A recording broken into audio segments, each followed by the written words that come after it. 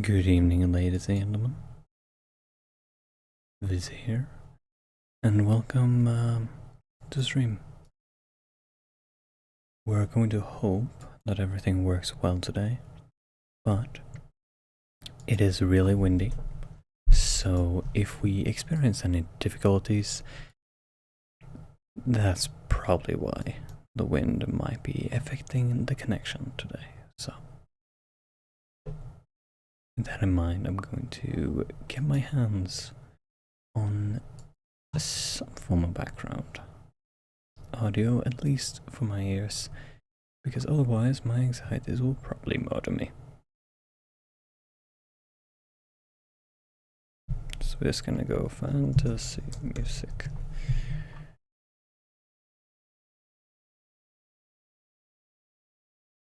Let's add copyright free, actually.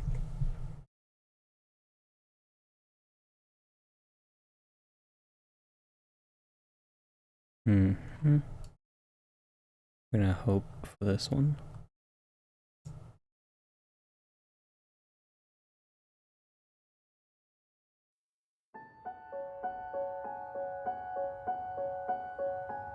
There we go. The wind. Dave. Hello! Welcome, David. Welcome to the stream. I hope that it's going to be satisfactory. We get a little bit of background music, and with that, I believe we're going to switch over to my other window, and we're going to add this in here. This is a document which we will be reading today. So, information about this system. This is Cogent Roleplay, designed by, let me get their names right, Joshua Brooks and Chad Brooks, who are also known as Shadiversity and Yasa here online. Well, I want to hear about rules of that. Hey! Well, hopefully this will be informative. Now, this is Alpha 1.2. This game system will continue to receive updates moving forwards. You can find all of that for free at cogentroleplay.com. That's COGENTROLEPLAY.com, where future updates will come. So if this video is very old when you see it, go there to find the new and updated stuff. But for now, we're going to hope that I can conquer my fears and just get into reading this thing, because that should be simple, shouldn't it? I should. Let me go real quick, grab a fresh air.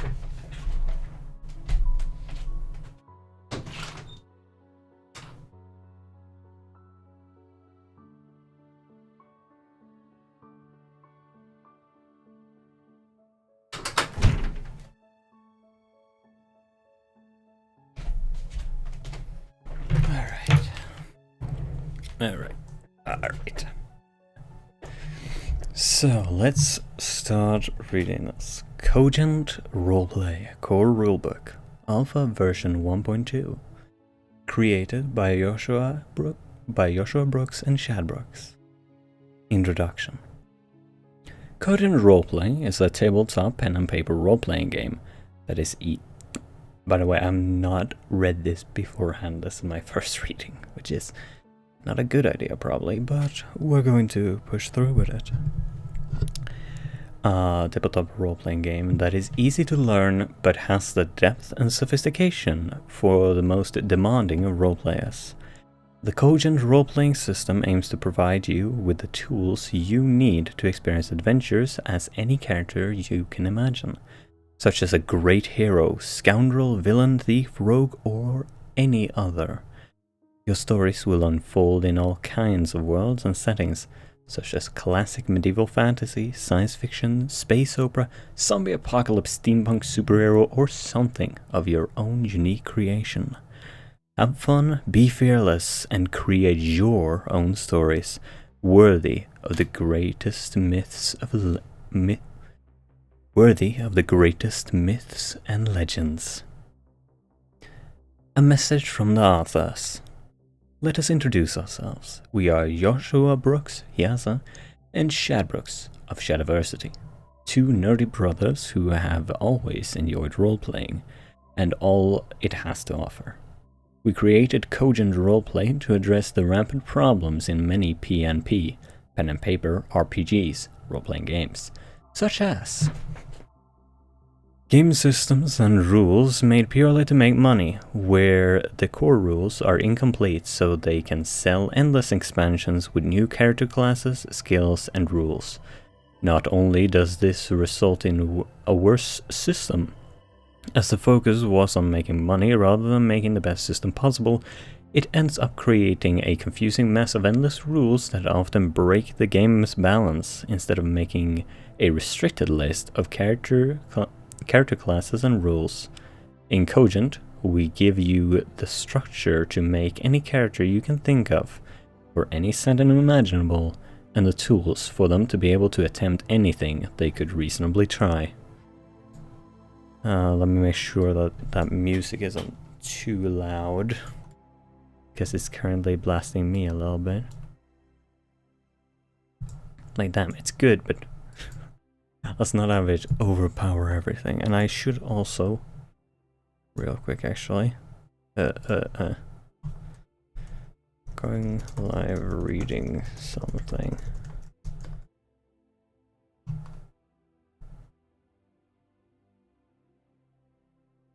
And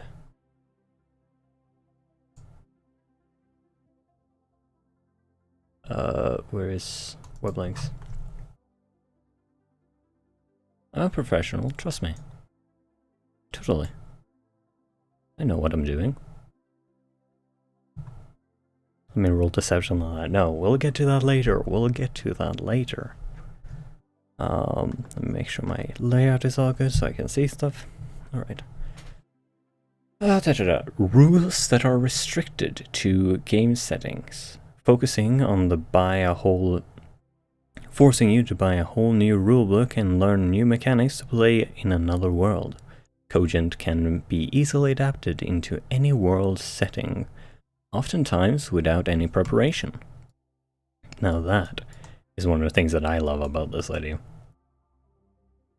Poor game structures that are kept purely for tradition's sake, preventing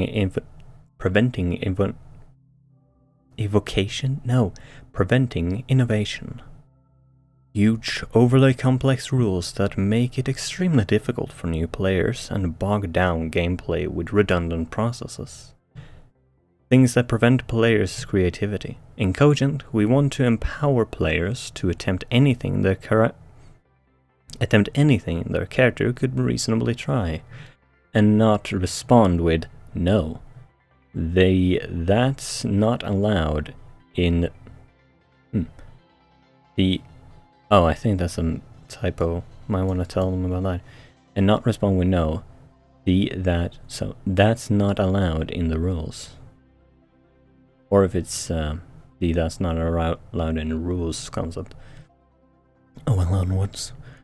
Role-playing games that put their mechanics before the true purpose of a pen and paper RPG, the narrative you create with your friends.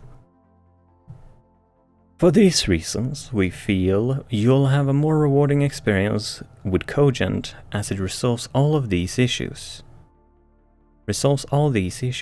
while providing new and innovative ways to experience tabletop role-playing. Cogent Roleplaying is currently in its late alpha phase, beta soon, where the rules are being updated and improved regularly, as will the tools we create to accompany them. But even so, we believe Cogent has the potential to be the tabletop RPG for the next generation, for these reasons. Cogent role-playing is simple for beginners and easy to learn, but has a depth that can be mastered.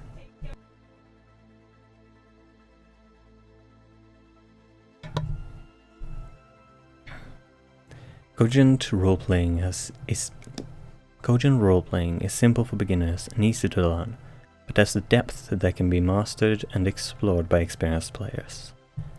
In the new age of content, where video content, audiobooks and podcasts reign supreme, Cogent is uniquely structured to enable the best storytellers to tell interesting and diverse stories, naturally suited to every setting, genre and playstyle, and share them with the world. We understand that in order to build an RPG system that will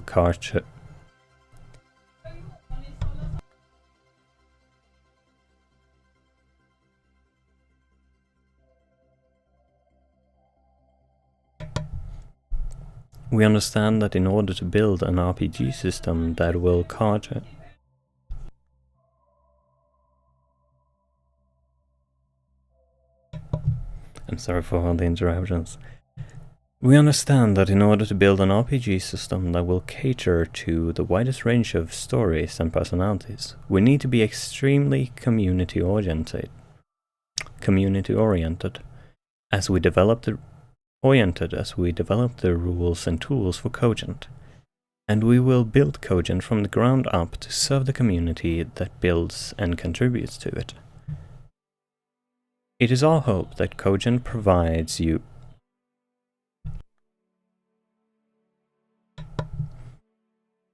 It is our hope that Cogent will provide you with endless hours of fun. If you have any suggestions regarding the rules or how the Cogent role-playing system could be improved, please send us your feedback through our Discord group and social media pages. With your help, we'll polish and refine these rules to make Cogent the best pen and paper RPG system in the world. Thanks for checking out Cogent Roleplay. We hope you will have a blast. Okay, let me check in there. There's a bit of talk in the house about food, so I might have a bit of a look at that briefly before I continue. So, one moment. Cooking on dinner.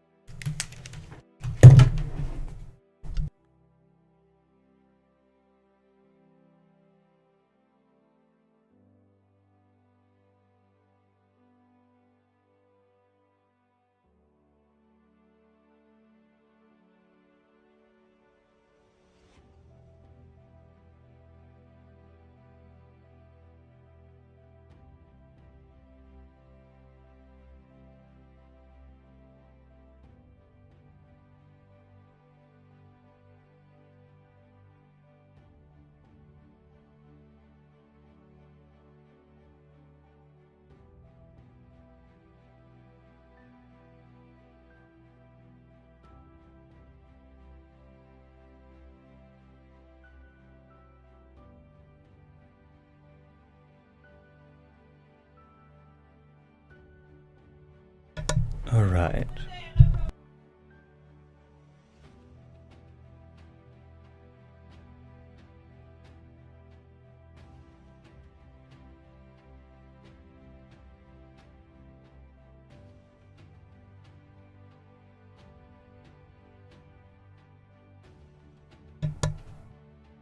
I apologize, we're going to have a short break. I hope to be back within the hour.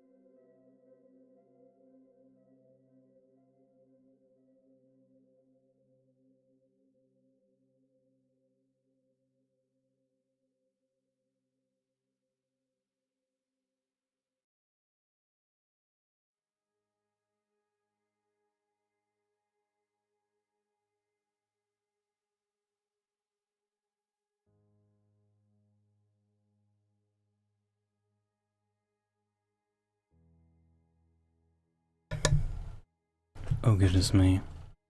I had forgot that this thing had the background sound still in it. I'm sorry about that. Let's see here. Go to the start of that. So we're back. I've had myself a meatball sandwich. And it's time we continue to the part that every role-playing manual ought to have. What is role-playing? As the term implies, role-playing means you take on the role of someone else.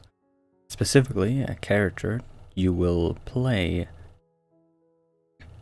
the role of in your game. Role-playing is by far the most important aspect of the Cogent role-playing system. Everything in this game is made to promote better, more immersive and satisfying roleplay. That being said, the ultimate thing that will end... I'm sorry. Oh. The ultimate thing that will enable you to experience this is your own imagination and creativity. Any character you take the role of could be yourself in a fictional... Any character you take the role of could be yourself in a fictional setting, an alter ego who just so happens to be a heroic knight, daring space captain or cunning super spy. On the other hand, the character you play could be someone completely different, which will often open up role-playing experiences previously unimagined. In any case, being consistent and true to whatever character you're playing will prove most rewarding. The actions you attempt while role-playing are governed by simple rules and character statistics. The roll of the dice determines the results. This dice roll simulates the chaotic, unpredictability and suspense of real life. There's always a chance of failure, but failure isn't a bad thing. Often it's failure that unlocks the most suspense in your game and results in some of the most hilarious stories. Not true that. The core structure of any tabletop role-playing game is made of two components. Players, who take the role of player characters, sometimes referred to as PCs, and act out the character's dreams, goals, and aspirations. A narrator, traditionally referred to as Game Master or Dungeon Master, who acts as referee. Who acts as referee and drives the game and story forwards by controlling the world that the players are interacting with. How is role-playing done? Let me take a sip of my tea. Ah, sweet, sweet honey.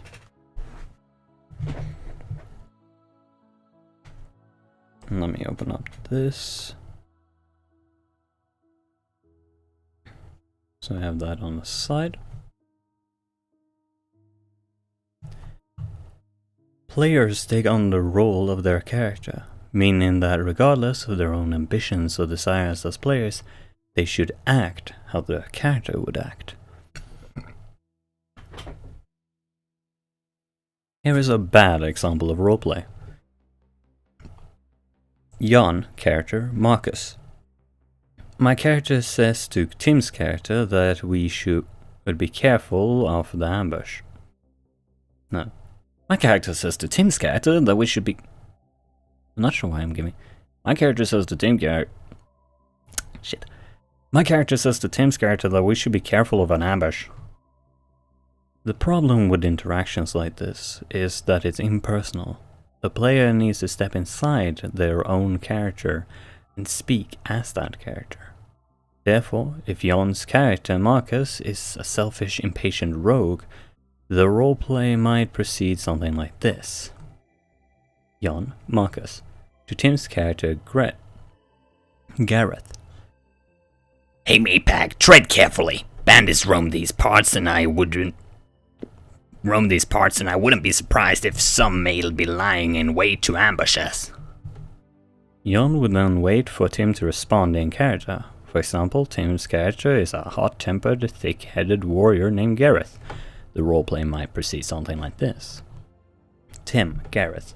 Foolish bandits, why would they lay in wait if their intent is to ambush travelers? Surely it would take much time, wouldn't? Surely it would take too much time to stand up. Yeah, you should ask them that if we come across any. I will. Speaking freely as your character, warts and all, will enhance the immersion of the game and make it a lot more fun. Sorry, I'm forgetting to breathe. Not only should the player speak as their character, but they should speak the same way their character would speak. You can even speak in an accent if you want. The player character will come across many other characters controlled by the narrator. These are called non-player characters and often referred to as NPCs. The narrator is the most important person at any tabletop role-playing game, as you can't play without one. Let me do that one again. The narrator is the most important person in any tabletop role-playing game, as you can't play without one. They describe everything in the game's world and the setting to aid the players in visualizing the adventures. They run the game through the rules of the system, informing the players when they are required to make dice rolls, which will determine the success or failure of their actions. Ultimately, a well-crafted pen and paper role-playing game provides structure and immersion to something humans have done for literally thousands of years: communal storytelling. A sip of the tea. Do we have how are we on latency? Looks like we're doing pretty well.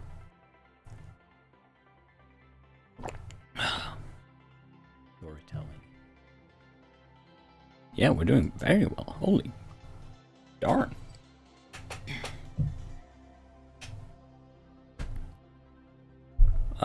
So the wind is apparently not an issue today. Alright.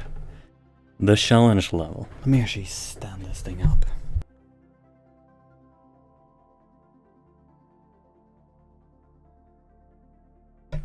Okay, I won't stand it up, but I will have raised the table so that I can actually force myself to stretch my back a bit and use more lung capacity.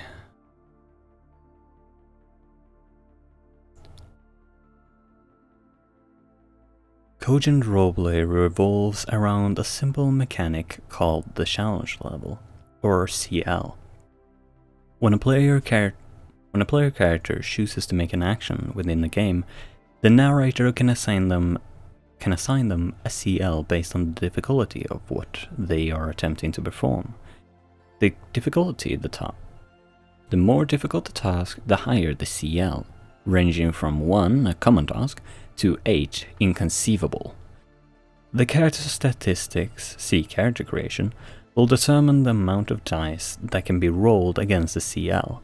Each dice represents a 50-50 chance to gain a win or a loss towards the CL, unless a destiny point is used, see destiny point.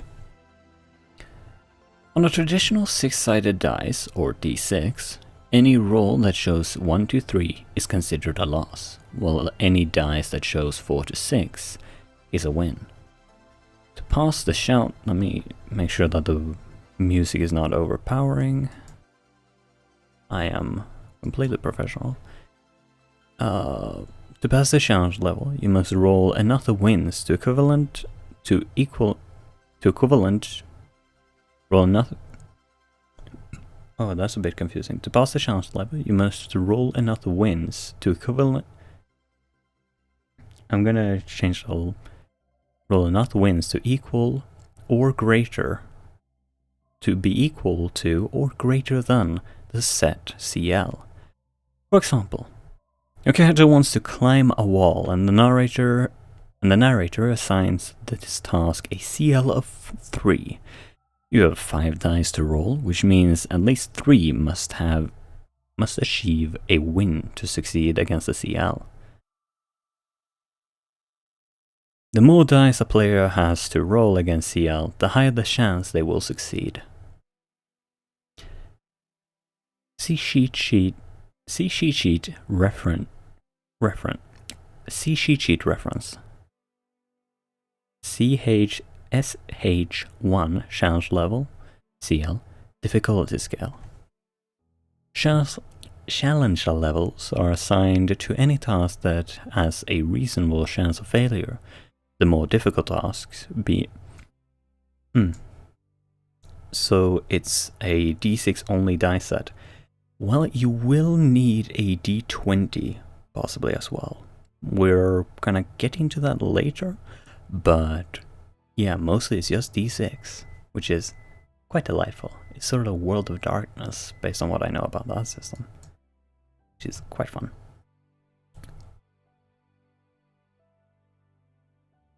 The more similar chance of failure. The more difficult the task, the higher the CL. These CL ratings are classified as follows. CL going 1, 2, 3, 4, 5, 6, 7, 8. We got common task, uncommon task, specialized task, difficult task, extremely difficult task, unrealistic task, virtually impossible task, and an inconceivable task. Shadowrun uses that system. Hey! Yeah, it uses a d6 element. For every action the player wishes to perform, it's the narrator's job to assess each request and judge how difficult such a task would be. Using these classifications, they then assign the CL. Below are some examples of CLs narrators may choose to use to various tasks. Each narrator is entitled to make their own judgment on how difficult a task is, and the CLs will often vary between narrators, campaigns, tasks, circumstances, and game scenarios, and game sessions. Example actions, followed by example CL. Insert Princess Bride reference here.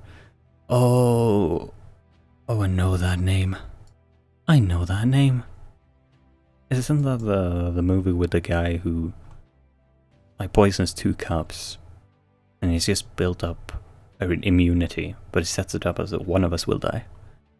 See here. Climb a rope 20 meters in the rain. 4. Do a triple backflip. 5. Let's actually cross-reference that. So, climb a rope 20 meters in the rain is a difficult task with a CL of 4. Do a triple backflip. Extremely difficult task. Ride a horse without a saddle. Specialized task. 3. Override the console of a basic spacecraft. 4. Difficult task. Catch a flying arrow. 6. Unrealistic task. Lift a car. 7. Virtually impossible task.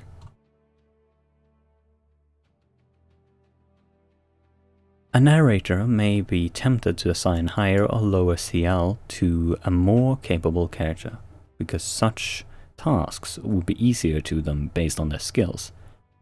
Do not do this. CLs should be always... CLs should be always... Okay, there's a little bit of a typo. Inconceivable. There. CLs should always be assigned based on how difficult the task would be to a regular person in that setting. It is a character's skill or lack thereof that will affect their potential to succeed in an action, not an altered CL. That makes a lot of sense. Every character begins with a base of 3 dice, or 3d6. Now, as we do this, I'm actually gonna grab some dice, just in case I wanna play around with this. Called the base roll. The player then adds additional dice to their base roll for every point the character has in any attribute and skill that is applicable to the task. Alright, so we're getting into the system, I suppose, now. Example. A character attempts to pick a lock. The narrator assigns a CL of 3, a specialized task. The player begins with their base roll 3d6. The player has 2 points in the skill Infiltration, which can be applied logically to complete the task, plus 2d6. The player has 1 point in the attribute Intelligence, which is the core attribute of the Infiltration, and will receive an additional die for this, plus 1d6. The player rolls a total 66 against the CL. Alright, let's as previously mentioned, the player's roll is successful if the number of wins is equivalent to or greater than the CL assigned to the task. Let's roll that. Okay, wait. Chat. How does this person work? Who is picking this lock? And then we'll roll that.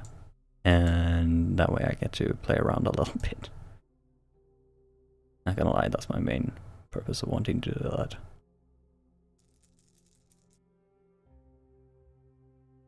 This person work. Who are they? Who is picking this lock?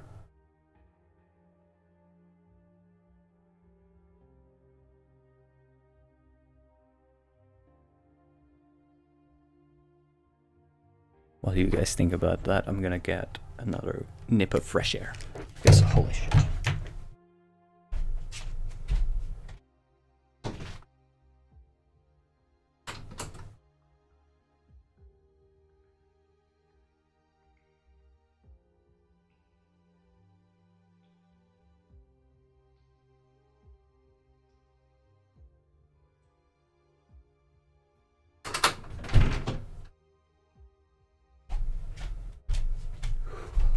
Oh my. Okay. Nothing in the chat, so let's just say Infiltration. So we're gonna guess this is like a cyberpunk-ish thing, right? I'm just gonna go with that and roll. Okay. So it's a 6, 4, and a 6, and a 4, and 2 1s and a 3. So that's 3 successes. What was the CL? The CL is 3, so it just cleared it. So, putting the pin towards the lock, you slowly slide it across, circle, and you find just where the magnets connect. A sharp current, and you're in. There's a little improv on the spot there. Just for fun. Alright, let's see here. So, actions and conflicts. Challenge levels come in 2 forms. Actions and conflicts. An action is any task the player makes against something that cannot intentionally resist. A conflict occurs when a player makes an action against something that can resist. Actions, succeed. Actions, success, and failure. Oh, it's a double. I have to point that out. Internet, I beat you. I beat you. I got a message through. Yes. Beat it. Actions, success, and failure. Something that is absolutely crucial in Cogent roleplaying is how success and failure can be treated. For example, most often people think of failure as in literal failure of the task. Failing to pick a lock means, well, you failed to pick a lock. Dice rolls are most often interpreted this way, and is standard practice in many P&P RPGs. In addition to literal failure, Cogent roleplay encourages the use of something called narrative failure. Narrative failure doesn't mean the action itself failed, rather the desired outcome. Now this, not gonna lie, that is what I personally enjoy. It's been messing with me. Oh no, your internet messing with it. That's not good. Slap it. Bunk it. Bunk the robot. Make it deliver you the internet. If a player is trying to sneak into a walled city and fails the assigned CL, a narrative failure might mean that they still climb the wall, as intended, but they are greeted by a guardsman at the top of the wall. Clearly not the desired outcome. It might also mean that when they crested the wall, they knock off a loose stone which crashes to the ground below, making a very loud noise. If the player rolls produce only losses and no wins, this can be considered a critical fail. The narrator might have the wall fall over while the character is clinging to it, crushing the king who just so happened to be walking by on the other side, in front of countless witnesses. Clearly, you're having a bit of a bad day. Narrative failure may provide interesting avenues of storytelling and add lots of fun. Of course, sometimes narrative failure just doesn't fit the literal or a literal failure makes more sense. It's the narrator's job to decide when to use either method, which makes a lot of sense. Reflexive action. Reflexive actions. Situations may arise in which a player must respond reflexively to a threat which may have the potential to harm or injure them. In these situations, the narrator will tell the player to respond in a specific way, which will vary based on the threat. Right, the narrator will tell the player to respond in a specific way. Okay. Okay. I mean, I know that situation, but I feel like that's a weird way of phrasing it. Oh well. Threatening challenges like this will ascribe injury to the character based on the amount of failed dice required to succeed the CL, within context of the level of danger the task entails. Okay, this is something I have not heard anything about before, so this will be interesting to read about. For example, response to threat, roll, and result. An acrobatics check while falling from dangerous height. CL of 4, the character rolls with 6 dice, receiving 3 wins. Result. The character misses the CL by 1 and receives a level 1 injury. See injury under combat. A survival roll to find food in the wilderness. CL of 3. The character rolls with 7 dice and receives 4 wins. This character successfully finds food. Oh, that's all. Oh my. A strength check to resist the effects of ingested poison. CL of 6. The character rolls with 7 dice and receives only 3 wins. The character misses the CL by 3 and receives a level 3 injury, meaning they will die unless treated in the near future. For more on levels of injury, see pages 31. To do, add link here. Okay. Oh, hello! Hello, Sword and Guns. Welcome to the stream. I don't think I've seen you in my streams before, so hello and welcome to just someone reading out the Cogent rule system, as it currently is in Alpha 1.2. Conflicts. A conflict occurs when an action is taken against another character that can actively oppose it.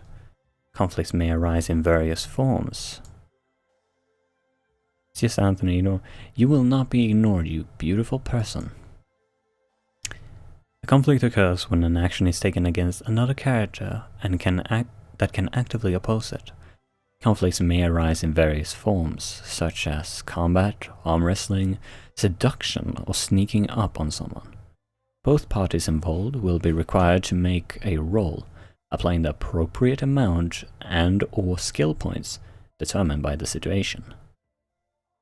Within conflicts, where all characters are considered aware and active, rolls that are tied equal are simply re-rolled. If one of the characters within the conflict is using a perception skill, most often due to being unaware of the opponent's actions, they are considered passive and will win in the case of a tie.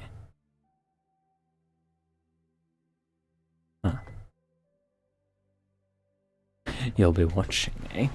Oh my goodness, we got 4 people tuning into this. Me oh my. This is more than usual. Let me have a sip of tea.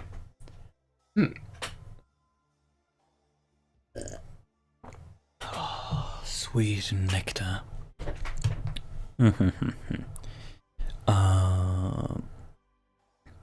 Examples of conflicts that involve multiple active opponents: arm wrestling, combat, food race, battle of wits, bartering with a shopkeeper, etc.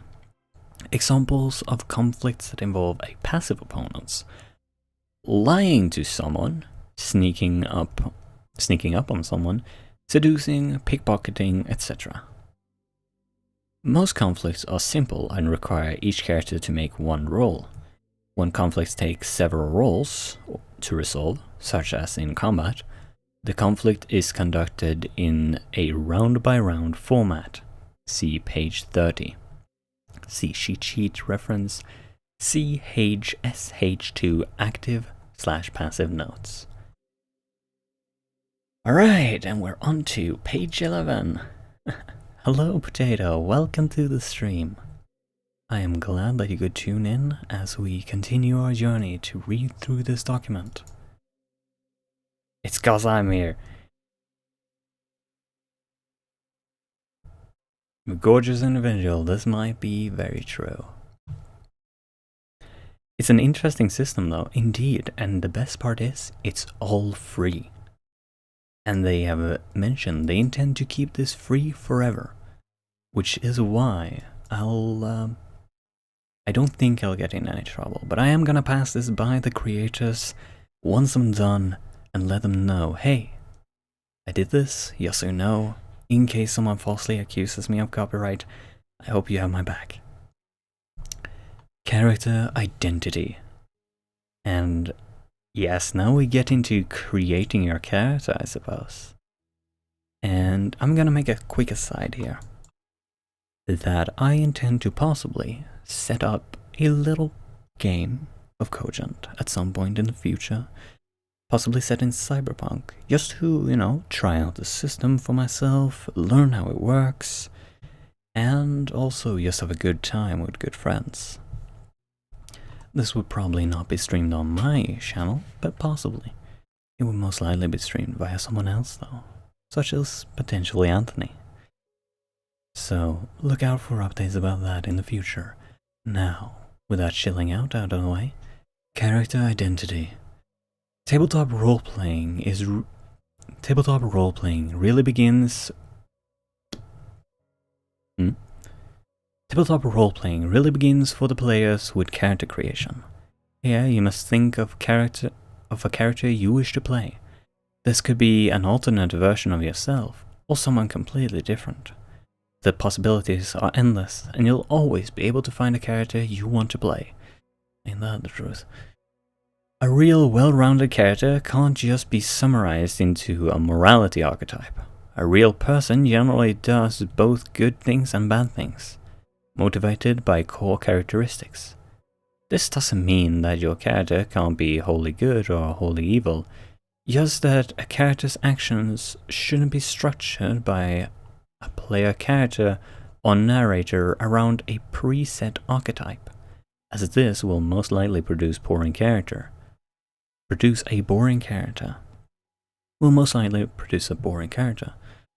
wholly good character is still capable of bad things, if they have powerful enough reason or motivation to do so.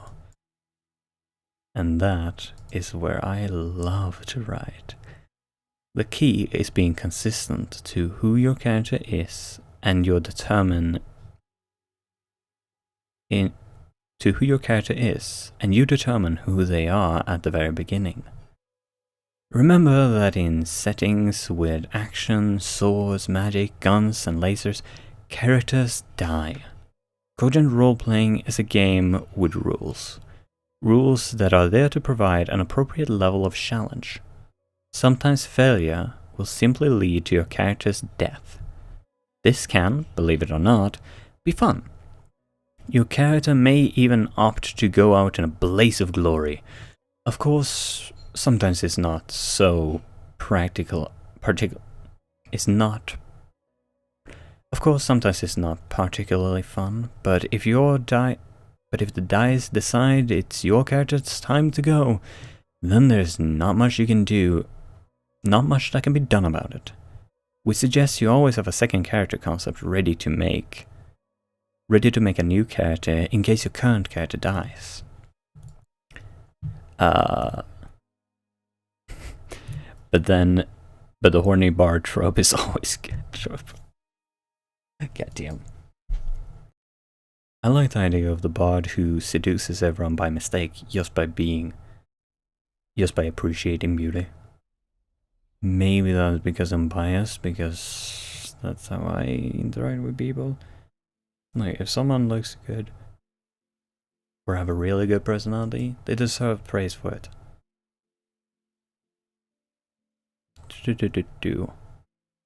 A few words on playing as a group.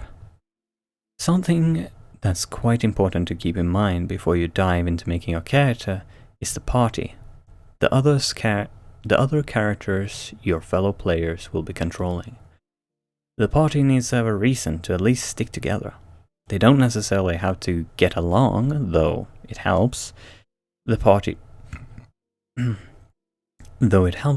to achieve their goals. It feels like that would do better with they don't necessarily have to get along, though that helps the party achieve their goals. Getting along in-game isn't necessarily more or less fun. A character that doesn't mesh well with the others a character that doesn't mesh well with the other characters can actually add a lot of fun and realism in roleplay, though it needs to be handled with maturity, so players don't take offense to things that the character does in-game, when the player is simply being true to their character.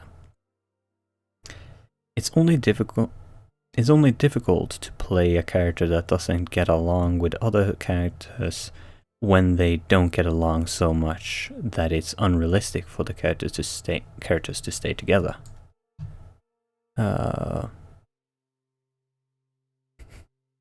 Rules are for players. I seduce the priestess. Inconceivable. DM, she is taking a vow of celibacy. This is I feel like this is gonna be my party. Though to be fair, this time I'm gonna set myself ready for the amount of chaos that will most likely occur, even if I still will be somewhat serious about building a good world. Let me do that last point again, though. Don't take offense to things the character does in game when the player is simply being true to their character. It's only difficult to play characters that doesn't get along with other characters when they don't get along so much that it's unrealistic for the characters to stay together. As mentioned before, the party needs You can't play as a group if one of the characters leave the party for in-game reasons. Still, if the player does this out of being true to their character, there is nothing stopping them from making a new character that can join the party soon after. I'm Chaos Reborn. God damn it. I should toss you guys into my bloody fantasy world just for fun. And maybe just have the Equinarian involved, because then you could just like become a warlock of a very chaotic force. Makes sense. Oh, what's the fun in making sense? Anyone who recognizes that quote, call me out on it, feel free. Finally, creating a character. When making a character, try to match the seriousness and realism of them to the setting and genre you're playing in. Make them real, give them goals and a history. Indeed, on the Cogent role-playing character sheet, there are several core characteristic requirements to be filled out. Okay, so before we continue this, I'm just gonna bring up the Cogent character sheet so that we can have a look at that as well as we go. Alright. So, I'm just gonna bring that up side by side. There we go. And then OBS.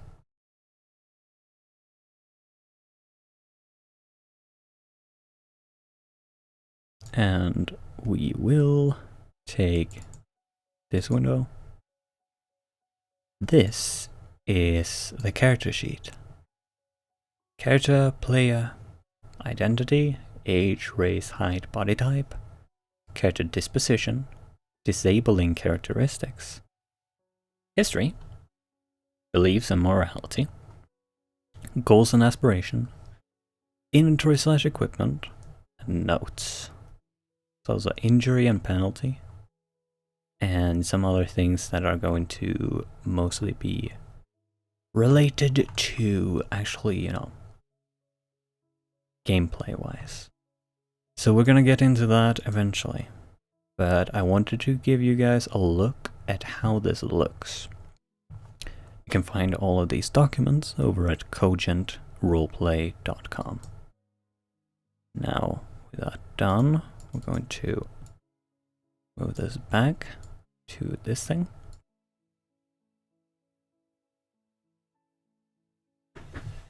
Alright. So what do we have? Character disposition. Oh. This game seems heavily based on the RP aspect than the rolling aspect. Indeed. As personally, what I find to be interesting. We're going to get into the mechanics soon, I think. Let me check the sidebar. Yeah, it feels like we're getting into the mechanics side of it, but it is definitely more designed for the RP part. The creators have once described it as it's focusing on the roleplay side of the role-playing game, more so than the game side.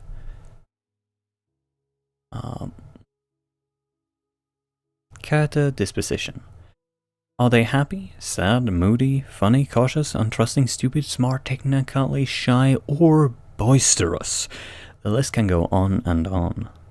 This doesn't mean that they can't be in any other mood, just that generally the person's standard disposition is quite consistent throughout their lives. It is often wise to base their disposition on a character's history and beliefs or morality, to build a character with depth and motive. Character history. A good history can help shape who your character is in great ways. You don't have to write a novel, but generally the more detailed the better. Of course, there isn't a lot of room on the character sheet, but the detailed character history for a detailed character history, but you may choose to write one elsewhere. A good history can make your character feel much more real, which will then, in turn, help your roleplay be more convincing, rewarding, and fun. Beliefs/morality. It's hard to find a person without a specific worldview, which defines things that they see as good or evil. So a realistic character should also have these things. Even having no morals or beliefs is a morality and a belief. No matter what you choose for your character, you should always answer why your character believes the things they do and why they see things as evil and things as good. This will define your character even more. Goals/aspirations. Everybody has goals and aspirations. They are one way people give purpose to their lives. So, what purpose does your character see for themselves? This specific characteristic will very much guide what your character will do in-game. It's recommended that you choose several long-term and short-term goals and aspirations. Following these suggestions will guide you to make a very well-defined character. Next up is to define them through their statistics. Following these suggestions will... Oh. It's a repeat. Alright, we are finally in the character statistics part. We did it. We're on page 13. It's only taken me an hour. Granted, I was away for part of that. God, I gotta remember to breathe. Character statistics. Character statistics in Cogent roleplay can be broken down into two categories, which determine the bonuses, or penalties, you will receive when rolling against challenge levels encountered in the game. Whether tasks or conflicts, these categories are attributes and skills. By default, player characters will be given 2 attribute points and 8 skill points. They may assign to their character during character creation. Attributes. By default, the character will be given 2 attributes points. They may assign to their character during character creation. Attributes represent physical ability or the physical abilities of your character. There are 3.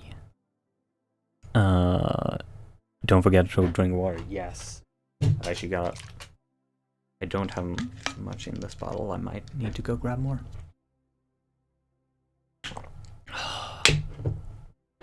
Okay, we're gonna get through the statistics and then I'm gonna go refill that bottle. Attributes represent the physical abilities of your character. There are 3. Strength, reflex, intelligence. On the character sheet, they look like this. And we have the little image. When assigning a point to an attribute or skill, simply shade the box in with your pencil as shown above. These 3 attributes cover all the actions your player might attempt. Upon first glance, it can seem like many physical abilities or qualities a person can possess are missed. Most other roleplay systems have a lot more, such as stamina, constitution, speed, knowledge, charisma, etc. But in Cogent, these things are incorporated into the 3 attributes above. Things like constitution and stamina are covered in strength, speed and reflex, knowledge and charisma and intelligence. There's no need to overcomplicate it. Each of these attributes apply to certain skill. Each of these attributes apply to certain skill checks and to all combat rolls.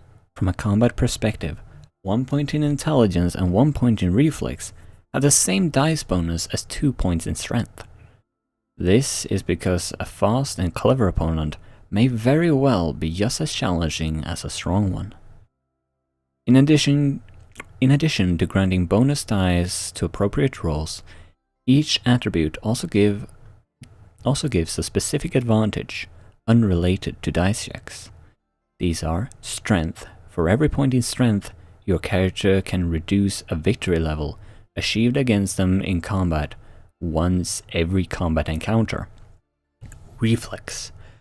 As combat is conducted in a round-by-round format, the player with the highest reflex gets priority in that round. I'm gonna love going into that later. Intelligence. For every point in intelligence, the player receives 3 additional skill points to spend. Think of it like this. An average person in any setting is equivalent to An average person in any setting will have the equivalent of 0 points in each. 1 point in any of these attributes equates to the character being professional or naturally gifted in that area. 2 points in any one attribute would equate to being elite or world class in that aspect. For example, strength, reflex, intelligence. Okay, so we're gonna go each skill 0, 1, and 2 points.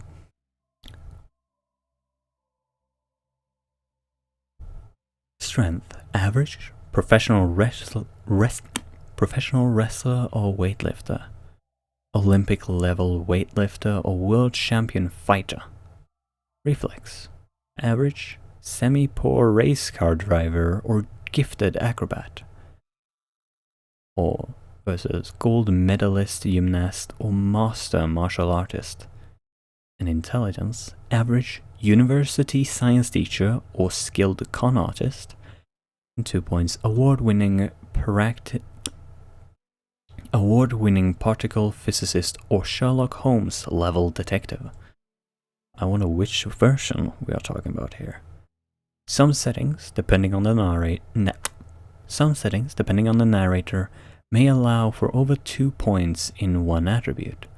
These are most justifiable through means of superhuman powers, genetic anomaly,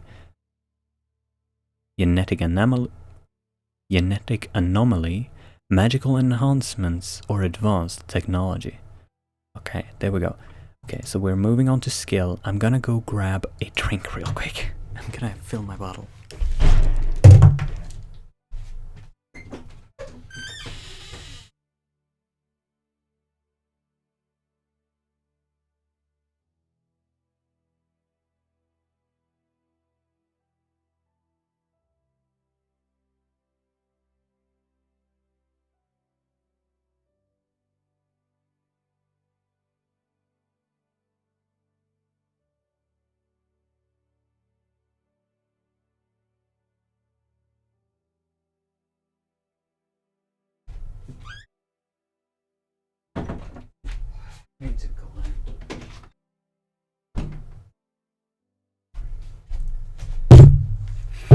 Oh, I'm sorry about the sudden loud sound. We return, and let's continue after I take a sip of this.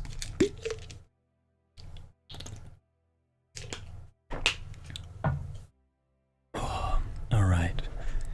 Skills. Overview. By default, player characters will be given 8 skill points. Given 8 skill points, they may assign to their character during character creation. Players may gain additional points by spelling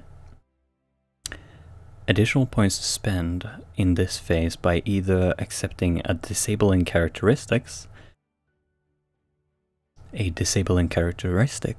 see disabling characteristics, or by assigning attributes points to intelligence, plus 3 skill points per point in intelligence. Each point represents an additional dice the character receives when making a dice check. When making dice checks using the applicable skill. And there we actually see an example of a negative, I believe.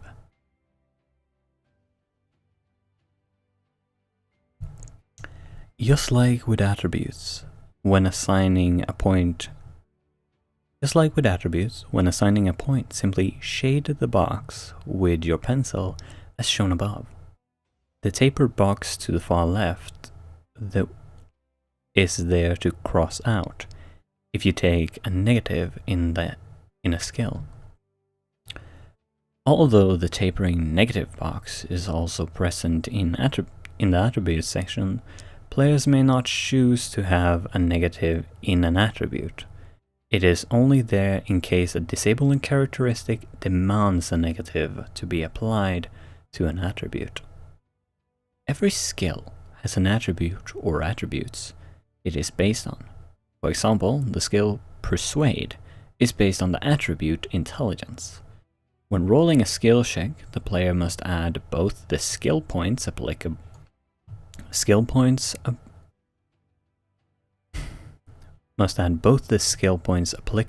1d6 per skill point, as well as the dice for each point in the attribute it is based on.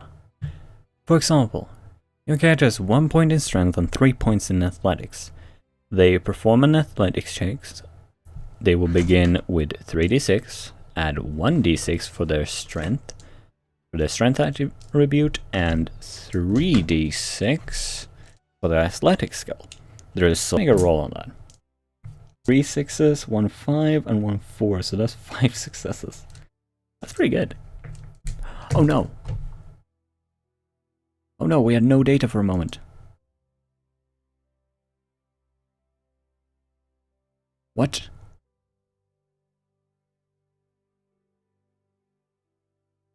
Suddenly the internet is dying.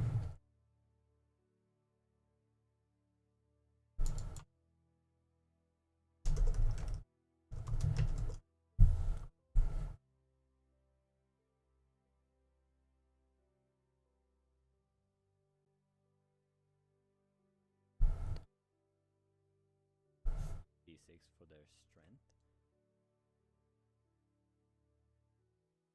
Oh no. No! God damn it, this is going so well.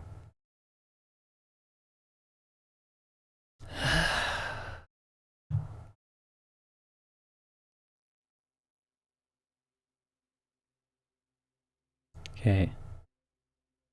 Better? Are we good? Looks like we might be a little bit better. Alright. Let's continue with it. Okay, yeah, now we're in the green. Skill checks may be attempted even if your character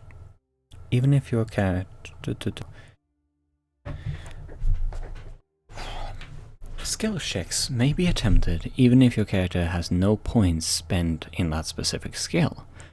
In this case, players add the normal bonus from an associated attribute, being strength, reflex, or intelligence, if any, to their base 3d6 when making any dice check. I'm gonna raise this table a little. There we go.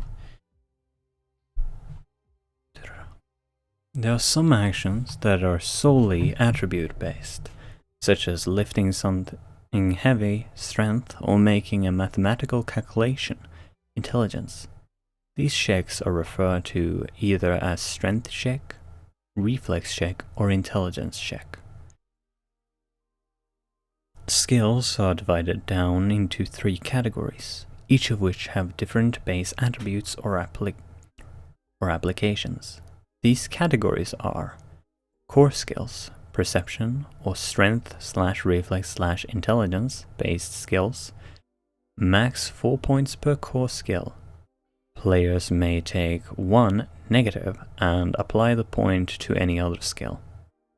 Okay, so now we're getting into the more complex bits, I suppose. Vocations. Skills which define a character's class and applies to assists. See assists, page 28. Max 4 points per vocation. Players may not take negatives. Proficiencies. Applicable to combat roles and can be used to assist. See combat page 30. See assists, page 28. Max 2 points per proficiency. Players may not take negatives. Each skill point represents an additional dice the character may roll to... Each skill point represents an additional dice the player may... okay. Each skill point represents an additional dice the player may roll when making a corresponding CL dice check. Okay, so that probably...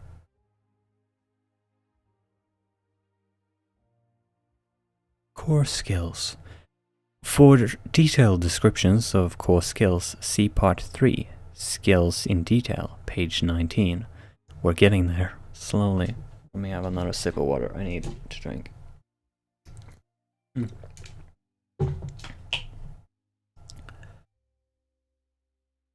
Oh no. Now that Wi-Fi is going down again. One sec, let me get some fresh air.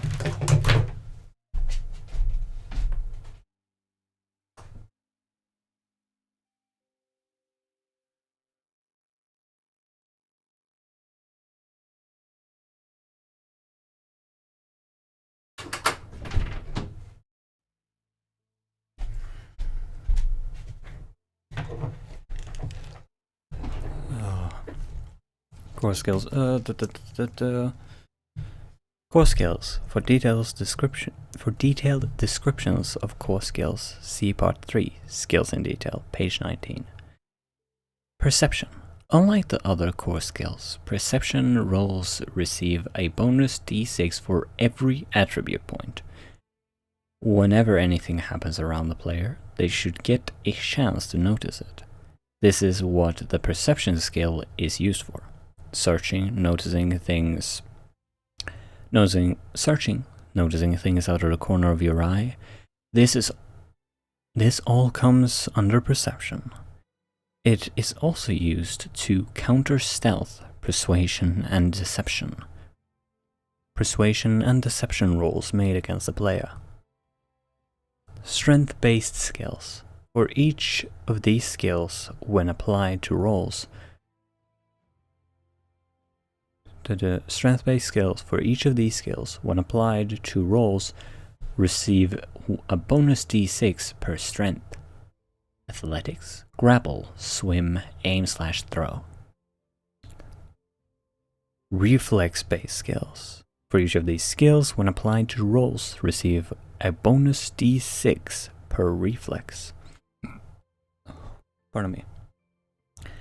Acrobatics, ride/pilot, sleight of hand, and stealth. Intelligence-based skills. For each of these skills, when applied to rolls, receive a bonus d6 per intelligence. Deception, persuasion, infiltration, and survival. Alright, we're on page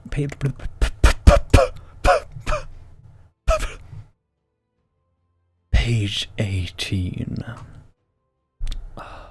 I can power through this. I can do this.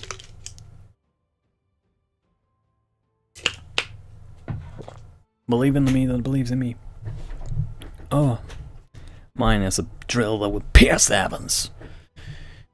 These are the primary common skills generally used by most people. Core skills in detail. These are the primary common skills generally used by most people. These skills can give a max of 4 points spent on each of them. The player may take a single negative point from one of these skills and apply the removed point elsewhere. core skills cannot be added into combat roles. The only way core skills can aid combat roles is through assists. Is through assist. Okay, and then they got a double there. Perception stands apart from other core skills as it is one of the most widely used skills. It is used as the defense against deception, persuasion, and stealth, and it will be common for the narrator to require players to make environmental perception checks to gauge how much the characters notice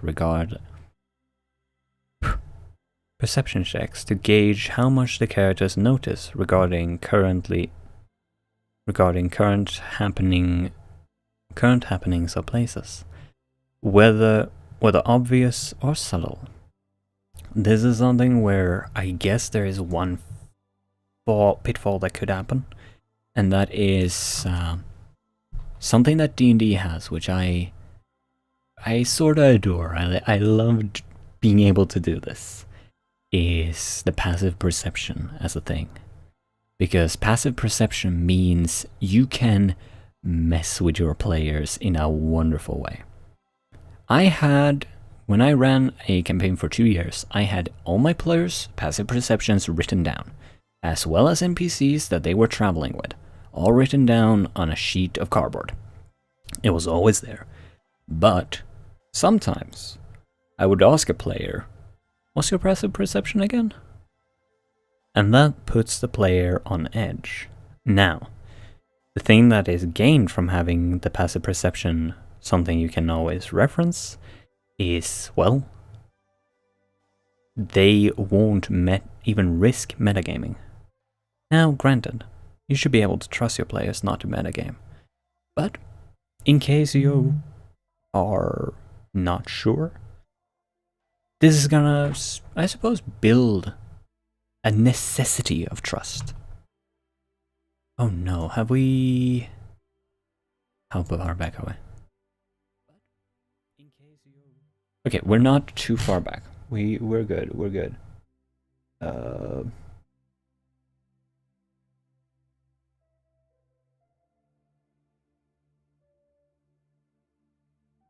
Okay. Alright, let's continue. Core skills in detail. Oh, we have already done it. Perception of Every character is going to rely on perception in one way or another, and though players can't spend skill points on perception like any other skill, max being 4, perception rolls gain an additional 1d6 for any attribute points. Where the other core skills each have a base attribute they are tied to: strength, reflex, or intelligence. Strength-based skills. Athletics. The athletics skill. Okay, so now we're gonna go through each skill, what it means. Let's go. Athletics.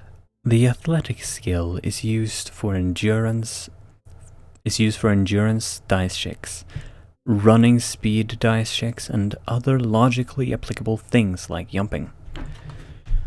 Let me change how I'm sitting. Grapple encompasses hand strength and your ability to hold onto things, like dangling from a rope or climbing a wall. Sometimes the definition of the word grapple can be used to refer to wrestling and martial arts. According to Cogent's definition, this definition does not apply. The grapple skill, like all skills, cannot be used in combat roles, though it can be used to assist. Grappling in the sense of wrestling, judo, submission holds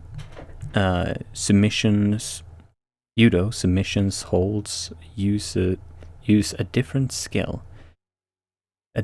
set to the grapple skill and can be selected as a proficiency.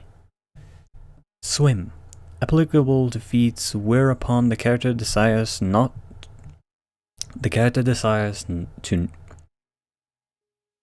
applicable to feats whereupon the character desires not to sink into applicable to feats whereupon the character desires to not sink in liquid. This may be more difficult if the character is wearing heavy clothing or resisting conflicts at the same time. Or, you decide to go Houdini. Aim/throw. The core throwing ability is different to throwing a... The core throwing ability is different to throwing a weapon. This skill is used to throw an object to another character in the game. Throw a grappling hook over a wall. Successfully, or drop an object onto someone else's head. Drop an object onto someone else's head. Of course, the aim/throw skill can be used to assist thrown-based weapons, and likewise, thrown-based weapon combat rolls can be used to assist aim/throw checks. Reflex-based skills. Acrobatics. Dodging, performing aerobatic feats such as flips and handsprings, ride/driving a car/cart, piloting a spaceship. When the ride skill is chosen, the player must choose what type of animal or craft it applies to. Oh no, we have a no data situation again for a moment. I'm terribly sorry for that occasionally happening. Sleight of hand. Picking pockets or doing anything with your hands that you want to remain unnoticed, or which takes more hand skill than normal tasks. Somehow I feel like my players are gonna use that in creative ways. Stealth. Sneaking, hiding from others, and moving with no noise. Ooh, a video link. Hello. Hello, Inky buddy. What is this? Is this...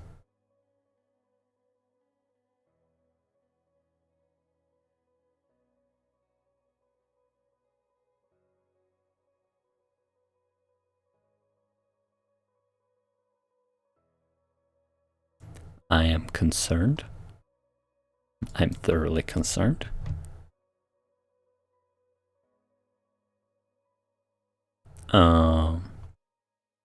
Intelligence-based skills. Deception.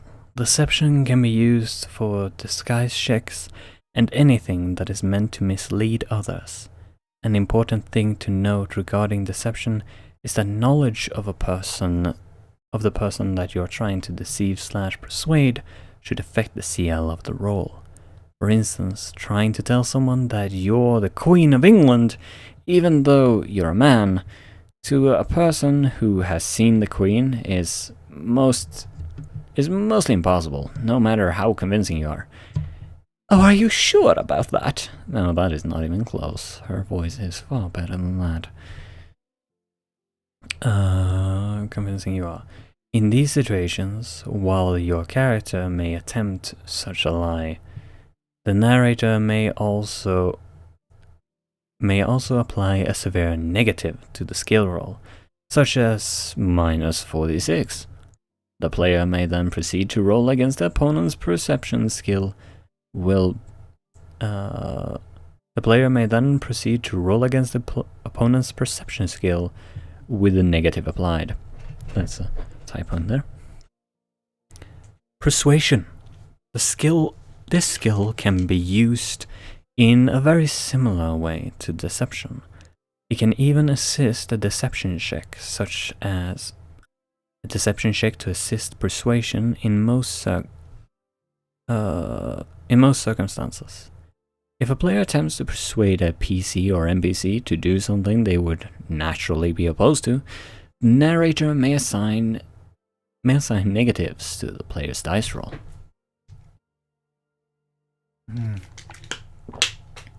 We're approaching the halfway point. Infiltration, picking locks, hacking a computer, opening security measures of a guarded castle or bank. Survival, hunting, finding food when you need it, tending to injuries. There are many people who have made far better videos than this, that go more streamlined into going all over all of this stuff, but here I am doing this thing. Vocations. Vocation skills can only be used to assist other skill checks. See Assist, page 28. Essentially, vocations can be seen as the character class component of Cogent roleplay. A vocation can be many things, like the classic fantasy character class such as knight, druid, wizard, ninja, soldier, or more mundane vocations like blacksmith or baker. The vocation skill category is unique among the skills. It cannot be used to make skill checks unless it's directly associated with a skill, and it's not covered by any other skill, such as the baking vocation to cook bread. A vocation is essentially an assist skill, meaning in most situations it can only be used to make assist rolls to other skill checks or combat rolls, and only if the vocation has logical and obvious association with the skill or combat roll you're trying to assist, and is approved by the narrator. For example, you could pick the vocation Ninja and use this vocation skill to assist sword combat or stealth. You cannot use the vocation Ninja to make stealth checks. Vocations do not supersede other skills. Vocation skill points cannot be added into any dice checks except when attempting an assist. We're holding out. Let's see if we want to make like halfway at least. And then I'm gonna take another breath of air, and we'll see. Examples of vocations: blacksmith, computer expert, carpenter, baker, artist, ninja, soldier, specific combat discipline, a specific martial art, ranger, thief, barbarian, samurai. The player has the freedom to pick among any vocation, but can't pick all-encompassing metagame vocations like God or Master of Everything. It has to be a logical and pre-established vocation fitting in the game world the narrator has prepared. Though the player has freedom to choose the vocation, their choices must be approved by the narrator, who may also clarify how the vocation works in the narrator setting.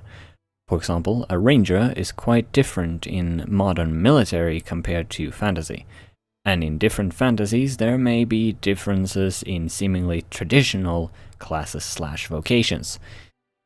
Yes, a character can have more than one vocation and can spend a maximum of 4 points in each vocation.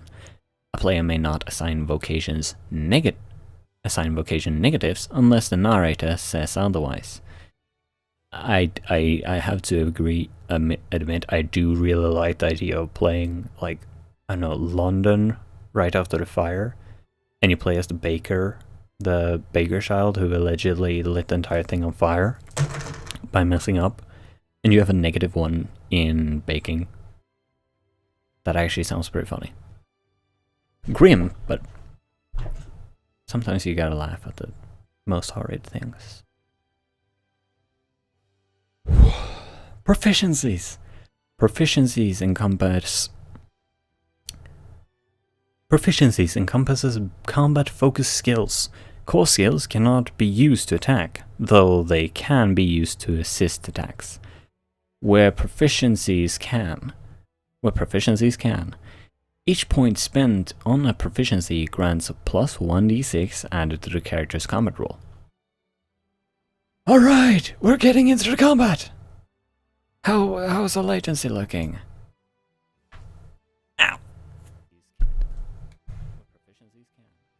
Alright, we're doing well, though I fear that we have got stuff that has been cut out by my bitrate being terrible at times. Combat. The proficiency skill category encompasses combat applicable skills.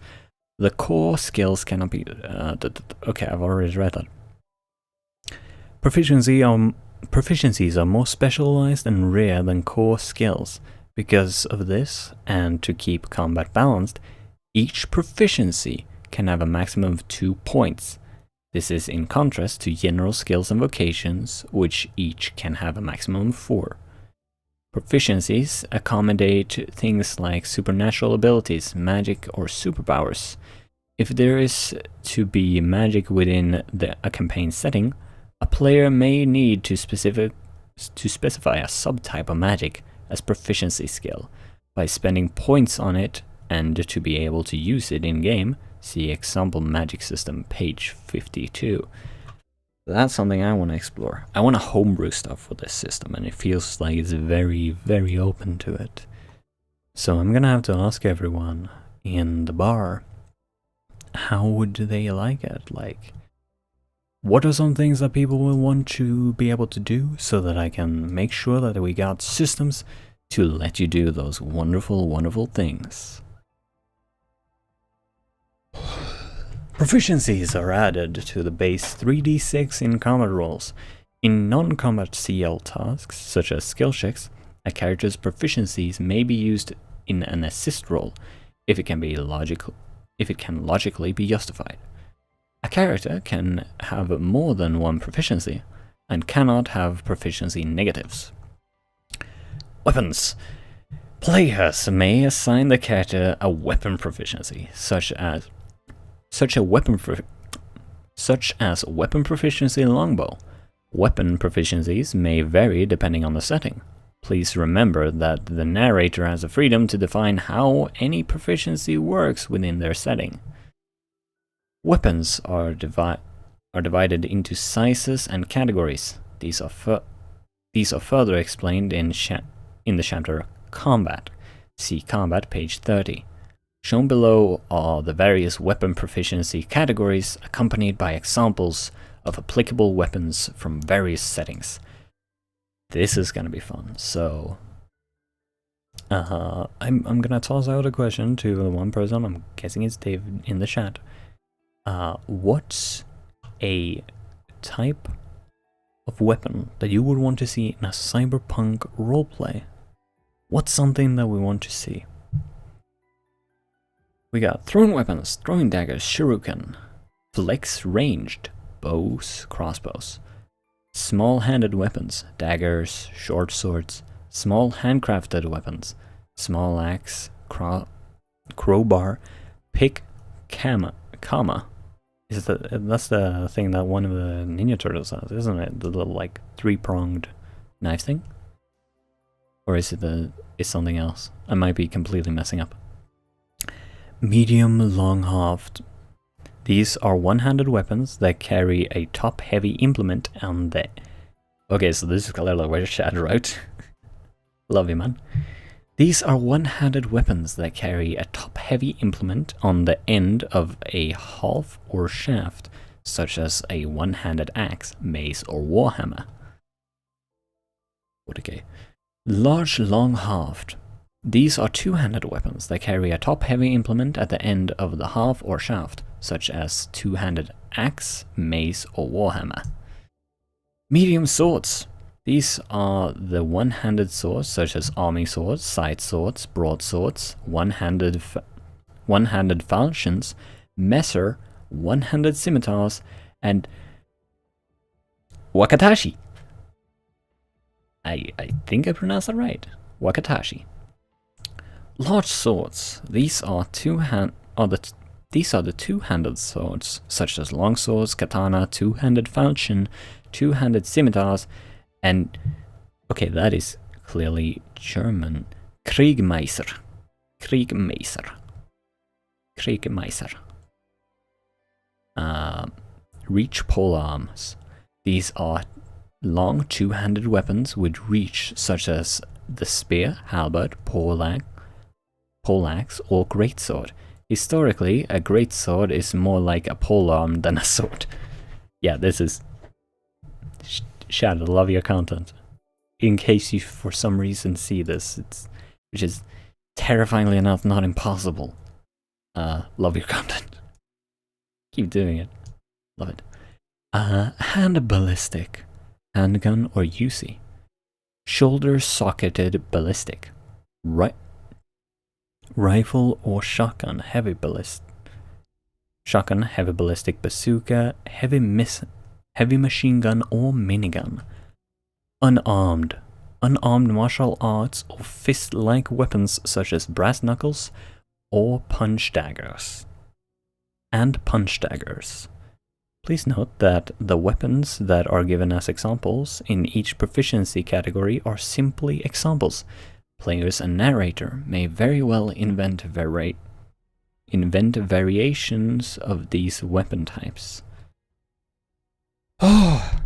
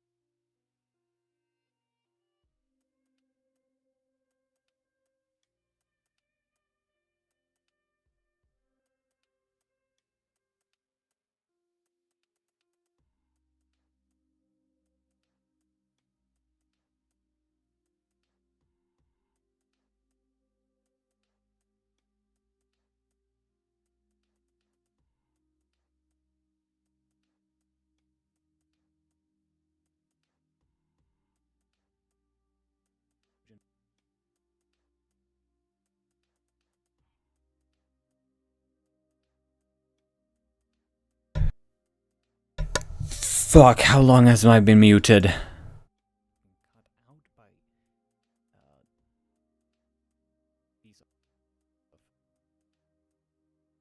Please remember that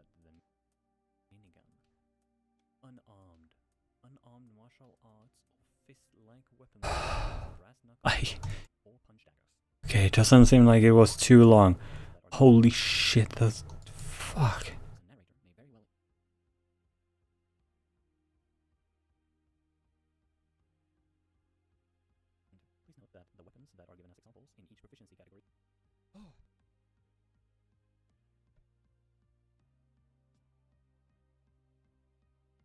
Okay. Alright. Okay, now I've got my gun again.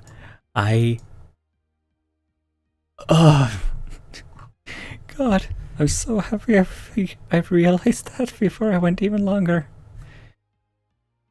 Please note that the weapons that are given as example in each proficiency category are simply examples. Players or narrator may very well invent variations of these weapon types. Metahuman, magic and superpowers.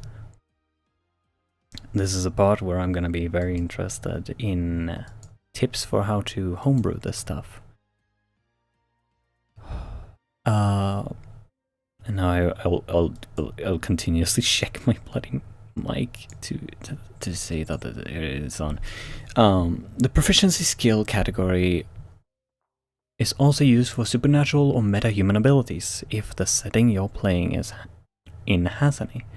For the sake of simplicity, from this point onwards, if any type of magic, superpower or sci-fi enhancement will simply be referred to as magic, and when referred to, it applies also to all supernatural abilities that could be added into any setting, which I guess would also include then cybernetics, which would be a lot of fun to play around with. The narrator will assign a proficiency skill for each specific magic type that exists in the setting. The following must be considered when the narrator decides how magic works in the setting. Can anyone attempt to perform a spell even without a specific proficiency skill in the same way anyone can pick up a sword and try and use it? Remember that in both cases, with the sword and magic, having no proficiency with them would result in many failed rolls. Can only people with at least one proficiency point in magic use it? Do you want magic to be more powerful than normal weapon skills, or have it balanced? And then there's a little note which we will get to after we finish the list. How encompassing do you want the magic to be? Is there a single magic proficiency, or is it broken down into categories such as earth, air, fire, water, or sorcery, wizardry, witchcraft, druidism, necromancy, and holy? Is there a limit to the magic's use? Can players only cast a certain amount of spells a day or per combat encounter? And then there's that note. A few words on magic and weapons. As will be explained in the combat chapter, every weapon receives a weapon bonus depending on its type. This bonus stays when making any roll that uses the weapon proficiency, and generally results in more dice to roll. To roll with when using proficiencies than with skills. It's up to the narrator if they wish to add weapon type bonuses to magic proficiencies.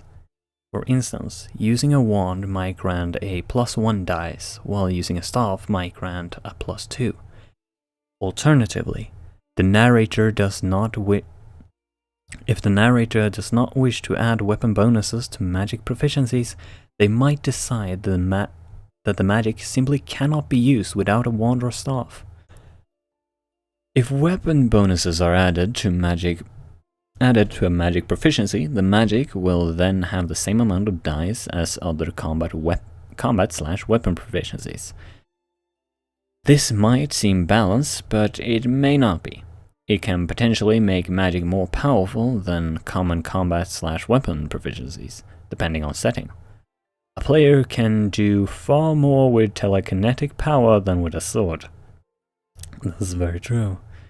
Magic generally comes off to be far more versatile and usable in more situations than the basic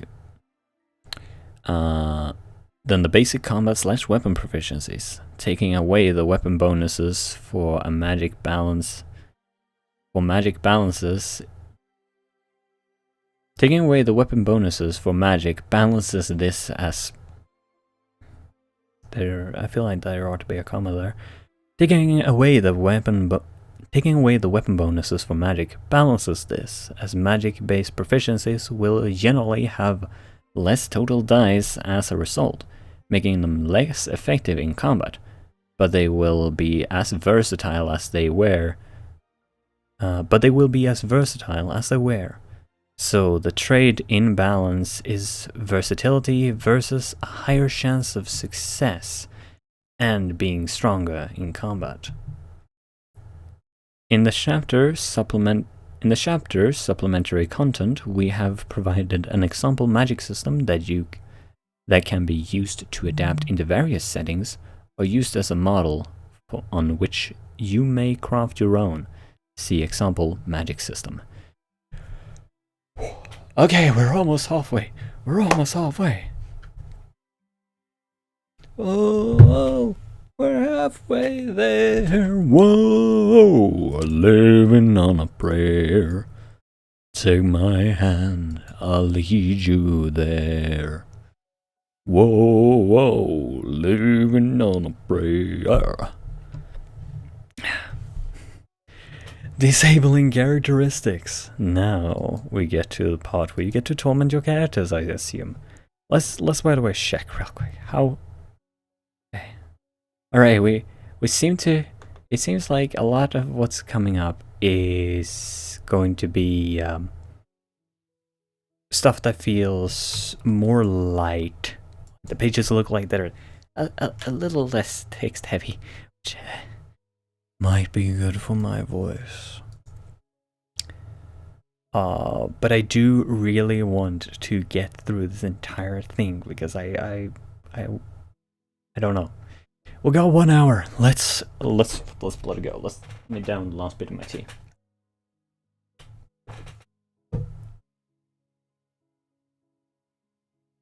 I definitely need to introduce into whatever system I make the healing capacity of honey tea upon the silken voice of a bard.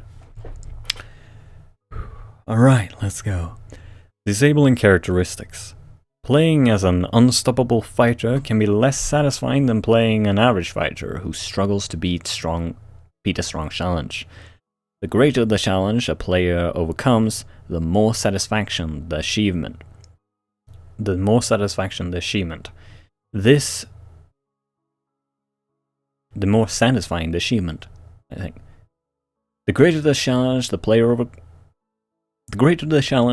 overcomes, the more satisfying the achievement. This concept also applies with characteristics. Often, disabling characteristics can create a richer and more entertaining character. Thinking on such disabling characteristics does not restrict the way in how you'll play your character in-game.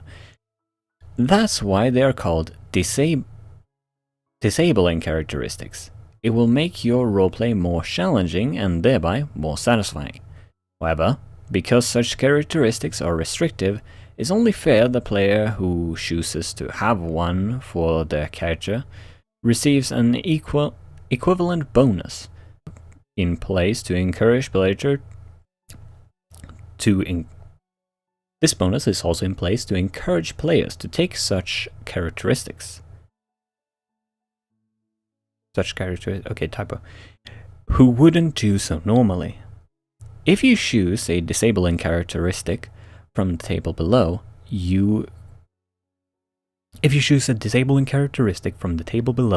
or create one that the narrator approves, you will receive 1 additional skill point to spend in character creation. Alternatively, you may roll a 20-sided dice, the resulting number corresponding to the table below, and take the disabling characteristic associated.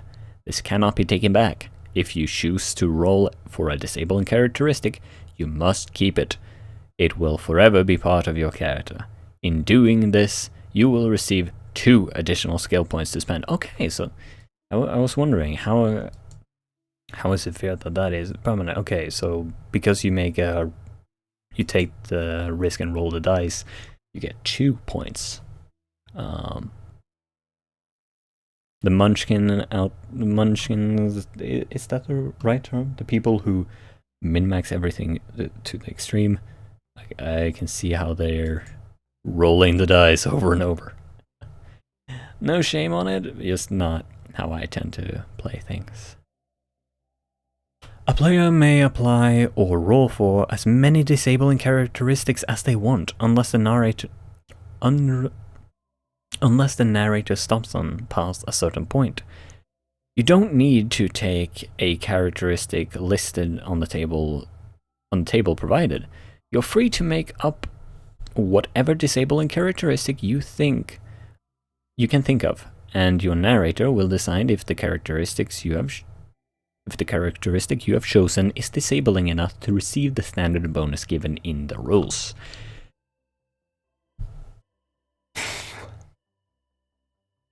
Disabling characteristics should always be chosen or rolled before any points are assigned to skills. Otherwise, often you may find that disabling characteristic might utterly disqualify skills you have chosen. For example, it's obviously hard to use the skill Deception if you have the disabling characteristic Can't Lie. You'd be surprised. Narrators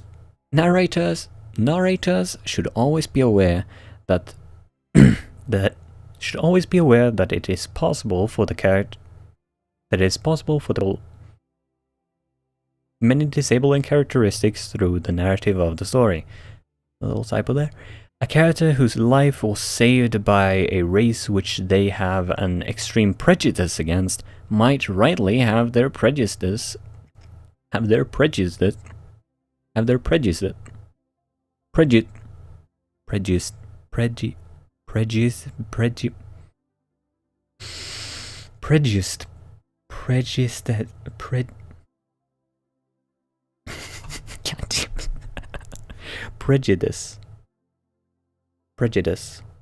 prejudices.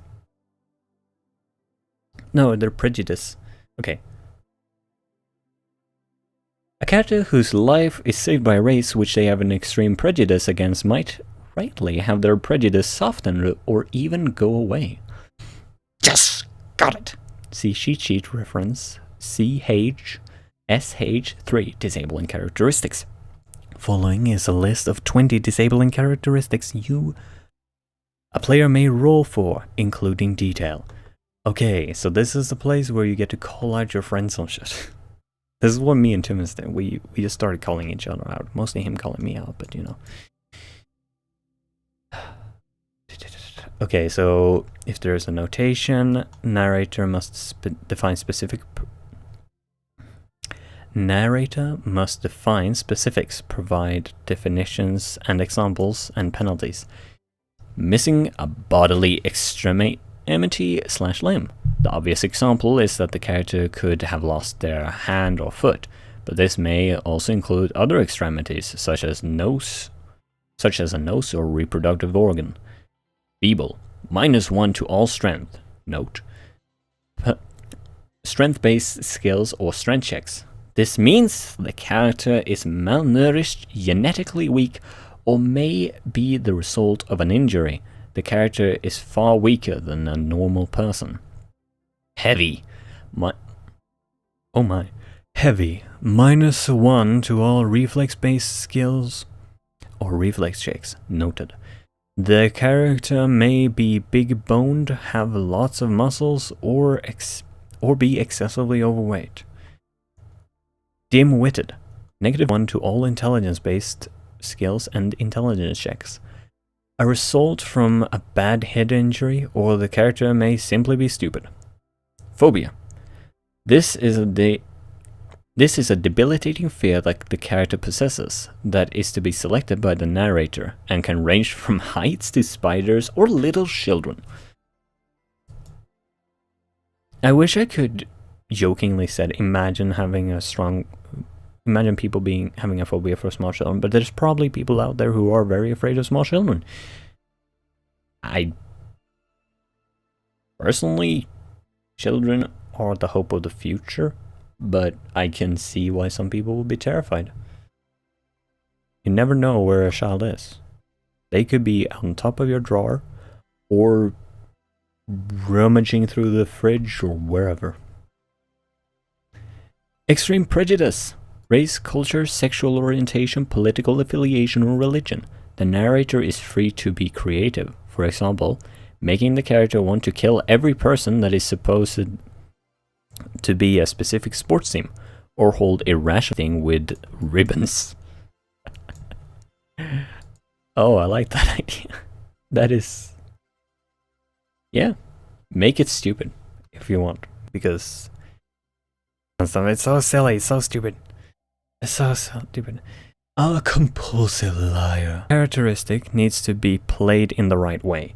The player shouldn't lie about everything to the point that it's impossible to hold a conversation with them. Generally, it would be about anything concerning their achievements or anything that would give them an advantage, no matter how small, like claiming the gold coin a character found on the ground, or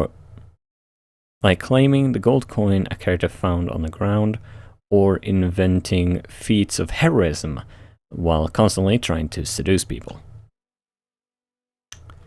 Kleptomaniac. Kleptomania is not necessarily the desire to steal, but rather a compulsive need to have most things they see for reasons other than personal use or financial gain. Many of the items a kleptomaniac steals are useless to them, and the item's value does not weigh in on their compulsion at all. Thus, most items a kleptomaniac steals are worth very little. Paranoia. The extreme belief that every person they meet will eventually betray them. That will cult, or that if they ever urinate on the grass, they will become infected with a terminal disease. Shit. Over-emotional, specific emotion. Cannot control their anger. Every time they see an old person, they burst out into hysterics. Whenever they become fearful, they utterly freeze up and cannot move. Or the character breaks down and cries whenever anyone says the slightest thing negative about them. Very forgetful. This does not mean forgetting everything to the point that the character is an unintelligent drooling oaf. This characteristic can manifest in such ways as a character always forgetting where they are and getting lost all the time, forgetting plans, directions, or instructions. They might never be able to remember the names of people, towns, or countries, or they may constantly forget where they put their items. Paraphilia. A paraphilia is a characteristic by... A paraphilia is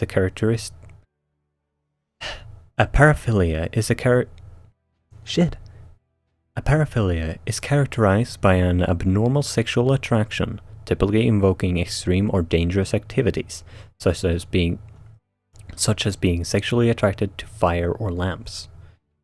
Overconfident. Cannot spend points on an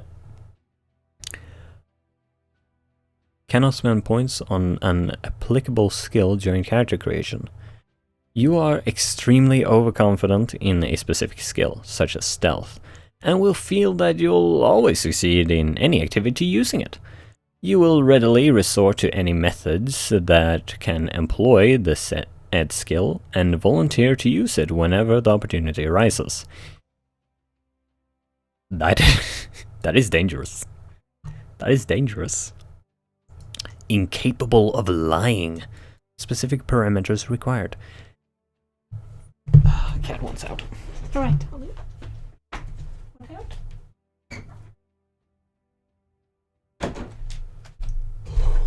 Okay. This is not a blanket restriction. The character will be able to lie, but not in circumstances the narrator specifies, such as not being able to lie to a certain gender. It might also mean the character can't speak any untrusts, but they are still able to mislead people, like the Aesadi in the Wheel of Time novels. It may also mean the character has very prominent physical tell whenever they lie, such as sneezing or farting. Odd examples, but okay.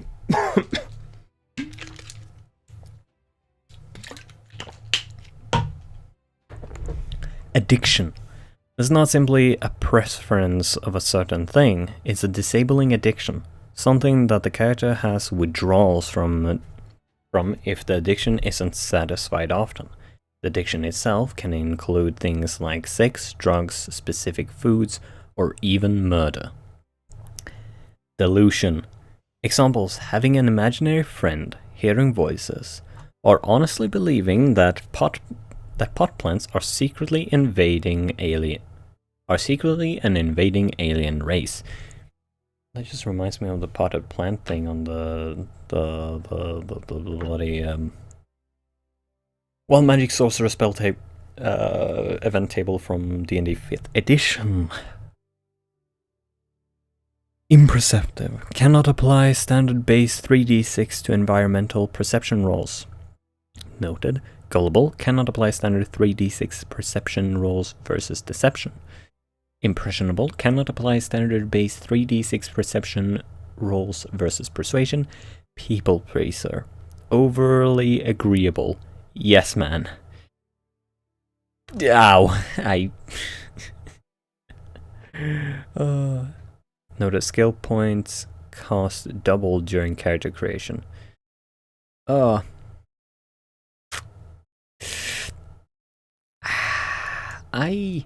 feel called out by that last one. Okay, we're... Oh, would you look at that? We're closing in. Like, what do we have left? We have... let me not... Okay, where we are. Okay, so we have...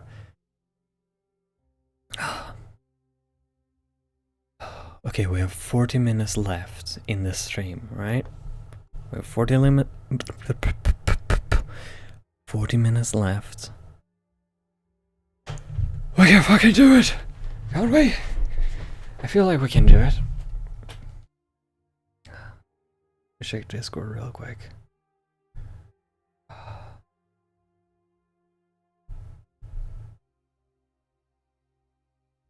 Alright. Yeah, people be posting stuff on Discord. Yes, that is a good video. Alright, here we go. Just gonna...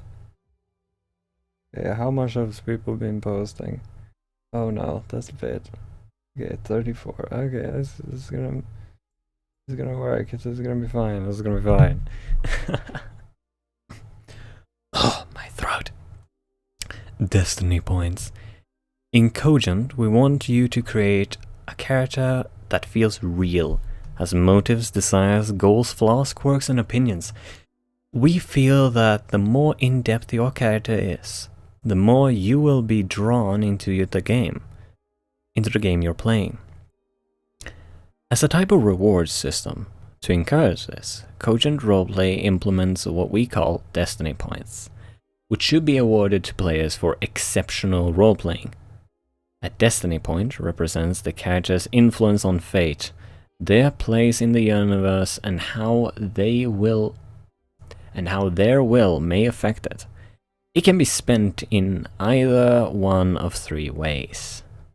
Before any roll with d6 dice, a character may spend a Destiny point before any d6 based roll usually a particularly important one if they're using their points wisely, which will give them a special destiny advantage in the roll. Instead of the usual 4 to 6 on a d6 being considered a win, each dice that rolls a 3 or higher will be considered a win, meaning 3d to 6 is the... this increases the chance of rolling a winning dice considerably, but does not guarantee it. There is still a chance of failure. After any d6 roll, a character may spend, I believe, a destiny point after any d6 based roll to add a single win in addition to what they achieved. They may do this multiple times on any roll or separate rolls for as many destiny points as they have. To re-roll a destiny roll. A destiny point may be spent to force the narrator to re-roll a destiny roll, but they must accept the result even if it is worse, unless they have another destiny point to spend for another re-roll. Okay, so basically if you have a destiny point, and a destiny roll is what a GM can do, where they roll a d20, and that determines the outcome of something. So say I roll a destiny roll for how's the weather, and I roll a 1. And it's terrible. And someone in... oh shit, cerebetry. There we go. And someone in the party has a destiny point, they can spend that, and I'm forced to re-roll again. And like, what's the odds that you get a 1 2 times in a row? Not a whole lot.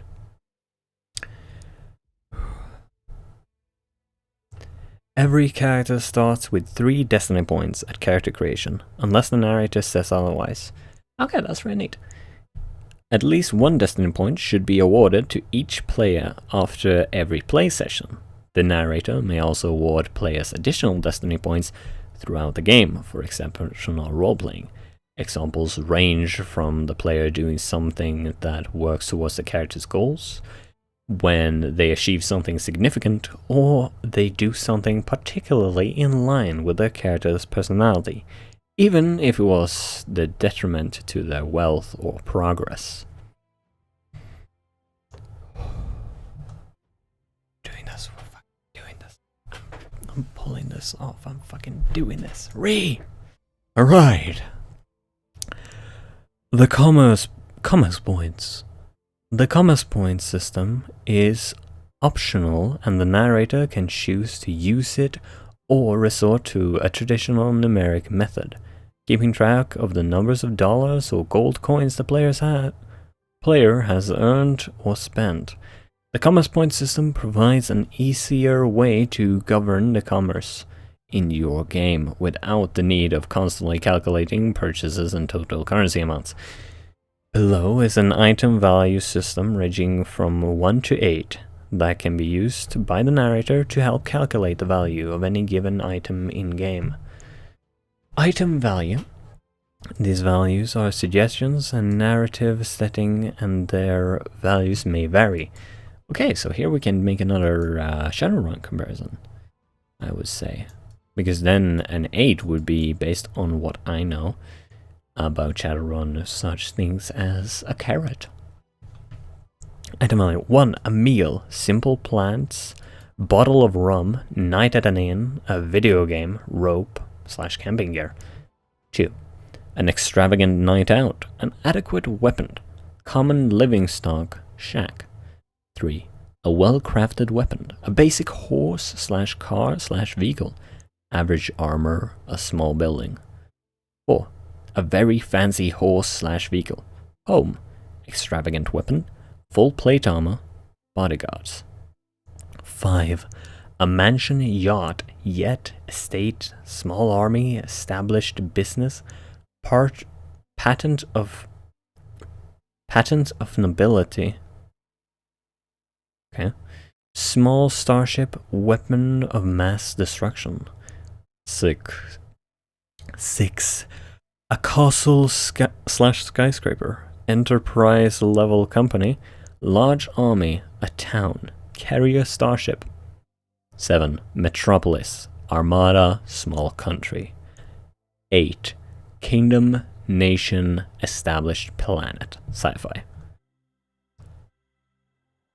At the beginning of the game, the narrator will assign the player a number of commerce points based on their background. A beggar who grew up in the streets would have a lot less money than a knight from a noble family. And then, throughout the game, the players may receive additional points when they do an action that would gain them more money, or lose commerce points when they make purchases. Commerce points and associated levels of wealth. 1. Pauper/homeless. 2. Commoner. 3. Tradesperson/craftsman. 4. Well-off, higher income. 5. Wealthy, successful merchant. 6. Rich, CEO. 7. Magnate, I don't know how to pronounce that one. Tycoon, captain of industry. 8. Owns a powerful nation, max. Players can purchase any item that has a value score equivalent to or less than the total commerce points. Purchasing an item / service with value equivalent to your current level of commerce points will subtract / cost 2 commerce points from your total pool. Purchasing an item / service equivalent to 1 point less than your current level of commerce points will subtract / cost 1 commerce points from your total pool. Purchasing an item / service with a value equivalent to 2 points under or less than your current level of commerce points will not remove any points from your total pool unless purchased in large quantity or regularly. One way of thinking about it might be like this. Purchasing an item with a value equal to my level of wealth will cost a great deal of my total finances, such as someone with a high income, 4 commerce points, buying a nice home, level 4 purchase, costing 2 commerce points, reducing your final status to common, level 2, after the purchase is made. Okay. This ratio of cost for the specific item value is present because commerce points go up exponentially in value. Item values need to be compared to one another for a general guide. Their value cannot be thought of as 1 of 10 going up or 10 of 1 going down, i.g. 10 cars, each with an item value of 4, might equate to a value of a single house, item value 5. This is an example, but we recommend players use this mechanic as a guide rather than a means of precise valuation. I would agree. That feels like it might be the best way to go about that. This means that the third commerce points is essentially worth 10 levels, 2 commerce points, and the fifth commerce point is worth 100 level 3. The narrator needs to take this into account when awarding commerce points. Going from 2 to 3 commerce points is infinitely more easy than going from 5 to 6. Players will gain points throughout gameplay, which will be assigned by the narrator as reward for quests, as the narrative dictates, either through the flow of narrative, finding treasure, or role-playing, selling loot to shopkeepers. Okay. Okay. Alright. We are on page 30 of this.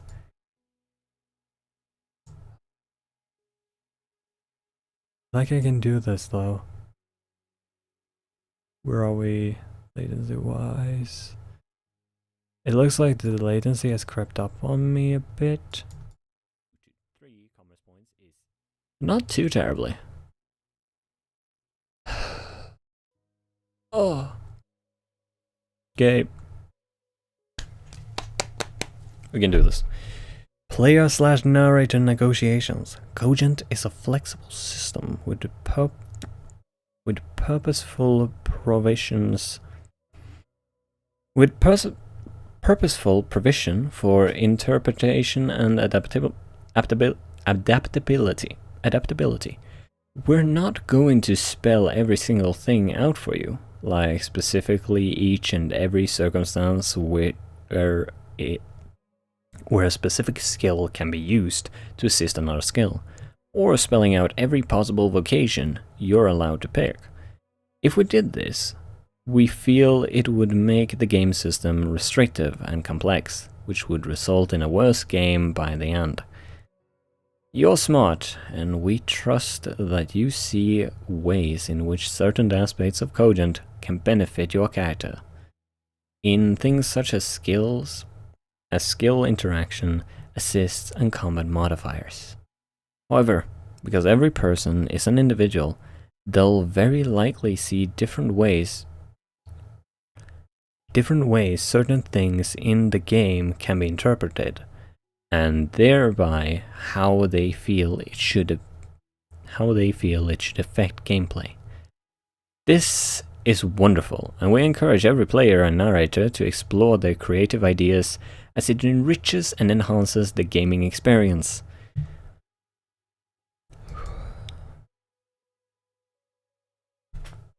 Okay, let me check it. I think the music... No, it didn't run out, it just... Alright. In these situations, it becomes important to familiarize... Okay, let me use... I need to change my position. In these situations, it becomes important to familiarize yourself with the process of friendly player/narrator negotiation. If you as the player honestly feel your character should receive a bonus, such as an additional dice to roll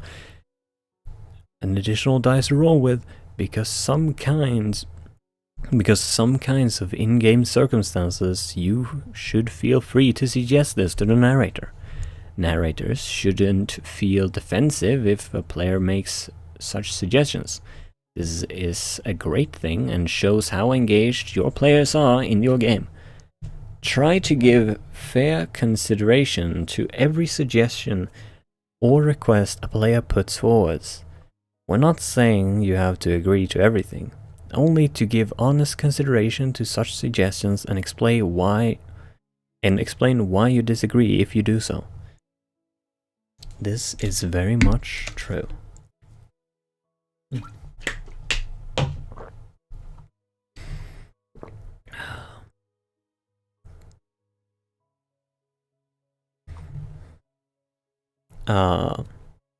Players, if the narrator disagrees with you, once you have presented your argument, it is then your responsibility to accept the narrator's decision, and don't argue further. That's when the roleplay exercise gets much more frustrating. So if you feel the narrator is giving you lemons, just try to make lemonade. The narrator shouldn't hold your hand. Be creative to survive. Even in the most hopeless situations, clever thinking can achieve a great deal. Don't just rely on your character's statistics to win conflicts in your game. Remember, you are creating a story with your friends, so approach everything in-game in a narrative way. Don't just say, I attack. Describe how you are attacking.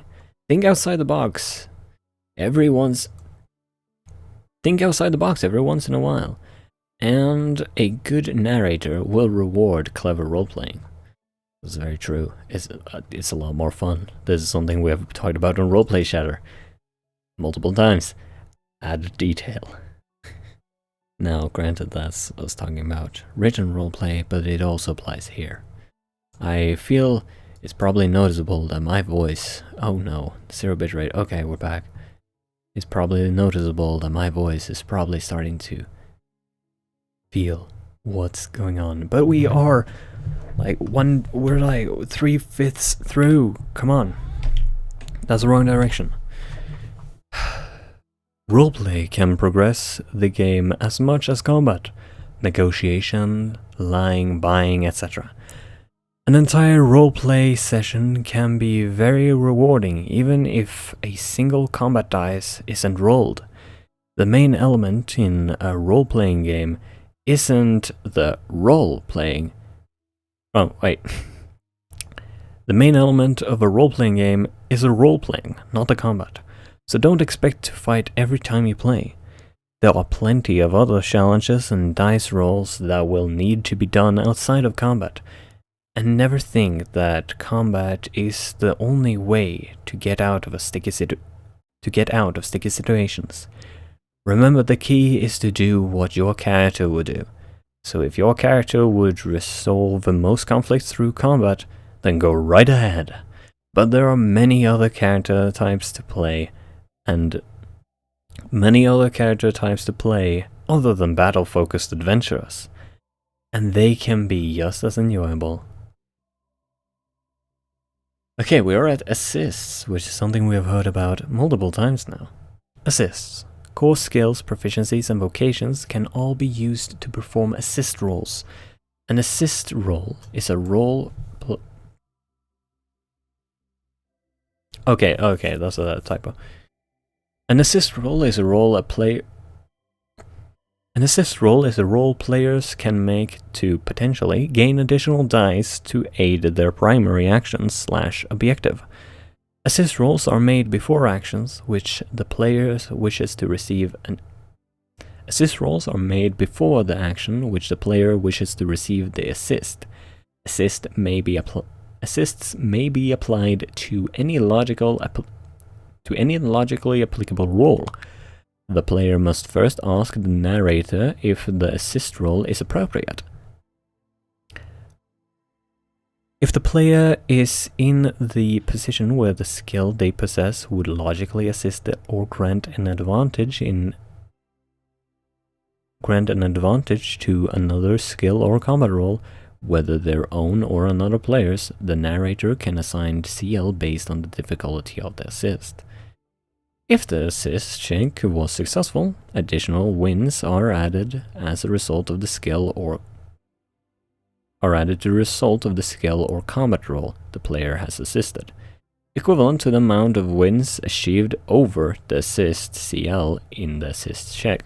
Okay, that one I can feel my head is getting I'm losing track of things. For example, 3 wins against an assist CL of 3 does nothing to assist the following action, but 3 wins will grant +1 win to the result of the assist action roll. Okay, so as far as I get it, here could use an example, or my head is just tired, but from what I can tell. So someone is trying to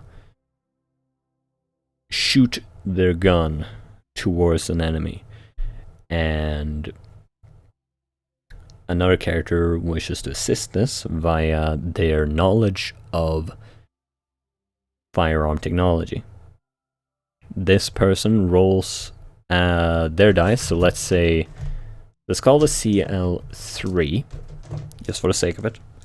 And let's say the player who is shooting, they have a grand total of 5 dice in their shooting, and the person assisting has a grand total 6 to the person shooting, 5 to the person who's assisting.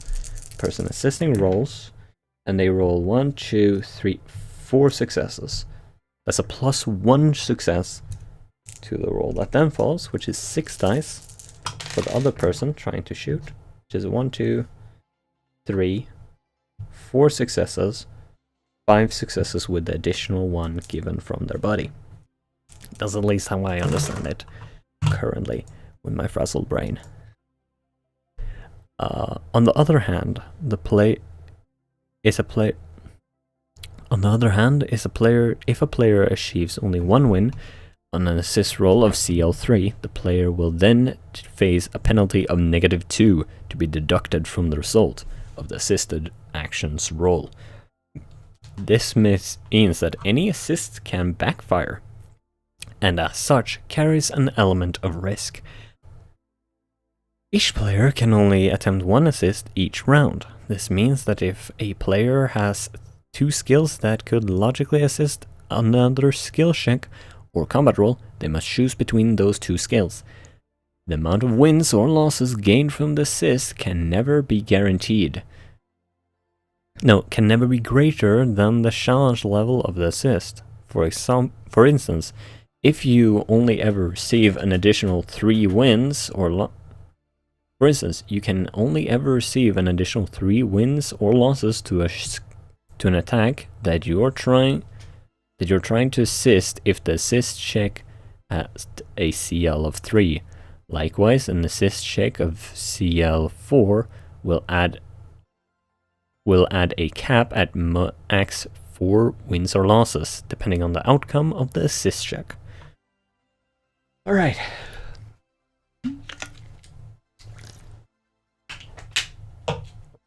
That's really neat. Although that could make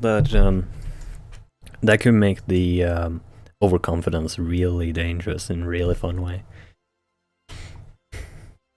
The CL of assists are never lower than CL 3. The narrator will determine if the CL is higher depending on the situation and what the player is attempting. You cannot assist another player when already doing something complex. For example, you cannot assist a friend fighting an enemy while you're trying to pick a lock, though you could still assist yourself in picking the lock if you have an applicable skill. When logically applied, combat rolls can actually be used to assist general attributes checks or skill checks. Okay, alright. Oh. Okay, once we get to like the nitty-gritty of listed up implements, that's gonna give us a bit of a break from this. I'll be right back. I need a restroom.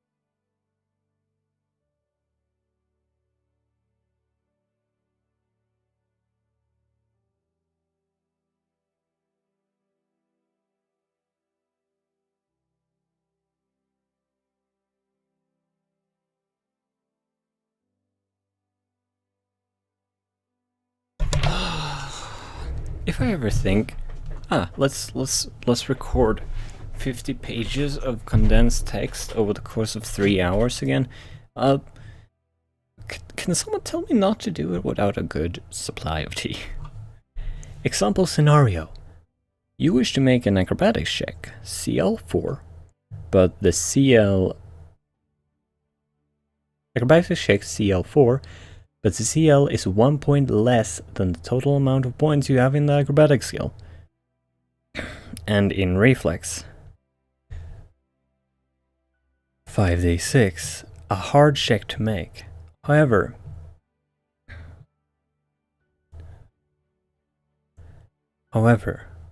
you also have 2 points in the martial art proficiency. 2 points in the martial arts proficiency. In this case, you can use your martial arts combat roll, outlined in the chapter of combat, would probably work better there, page 30, to perform an assist to your acrobatic skill check. Your total combat roll is now 7. The narrator sets the assist CL to 3. You roll 5 wins, meaning you now receive +2 wins towards the result of your following acrobatics check. The acrobatics check is CL4.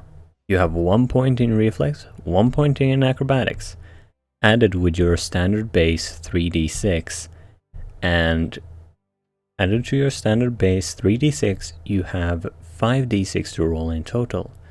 You rolled 4 wins, which would mean a loss if not for your assist, providing +2 wins, making the new total 6, meaning through using an assist you have succeeded a difficult challenge level.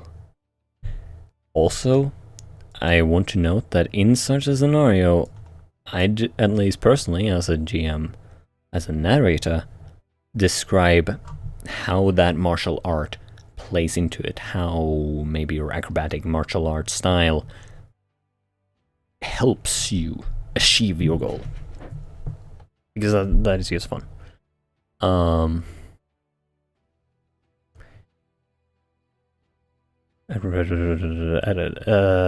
This type of assist from combat roll can be done with many different combat types, proficiencies, if logically applicable, such as other weapon proficiencies and magic-based proficiencies. With Cogent roleplay, we don't outline every applicable situation where a given skill can be used. It's up to the players and narrators to negotiate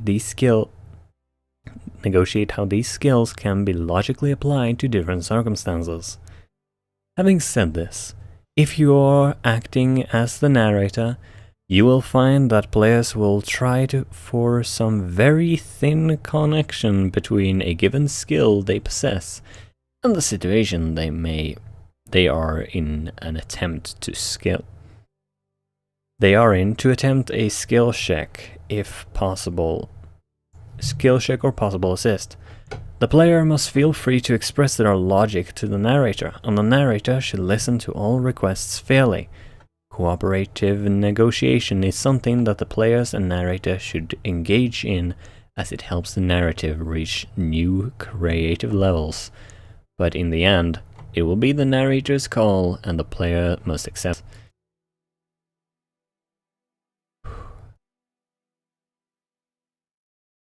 Okay.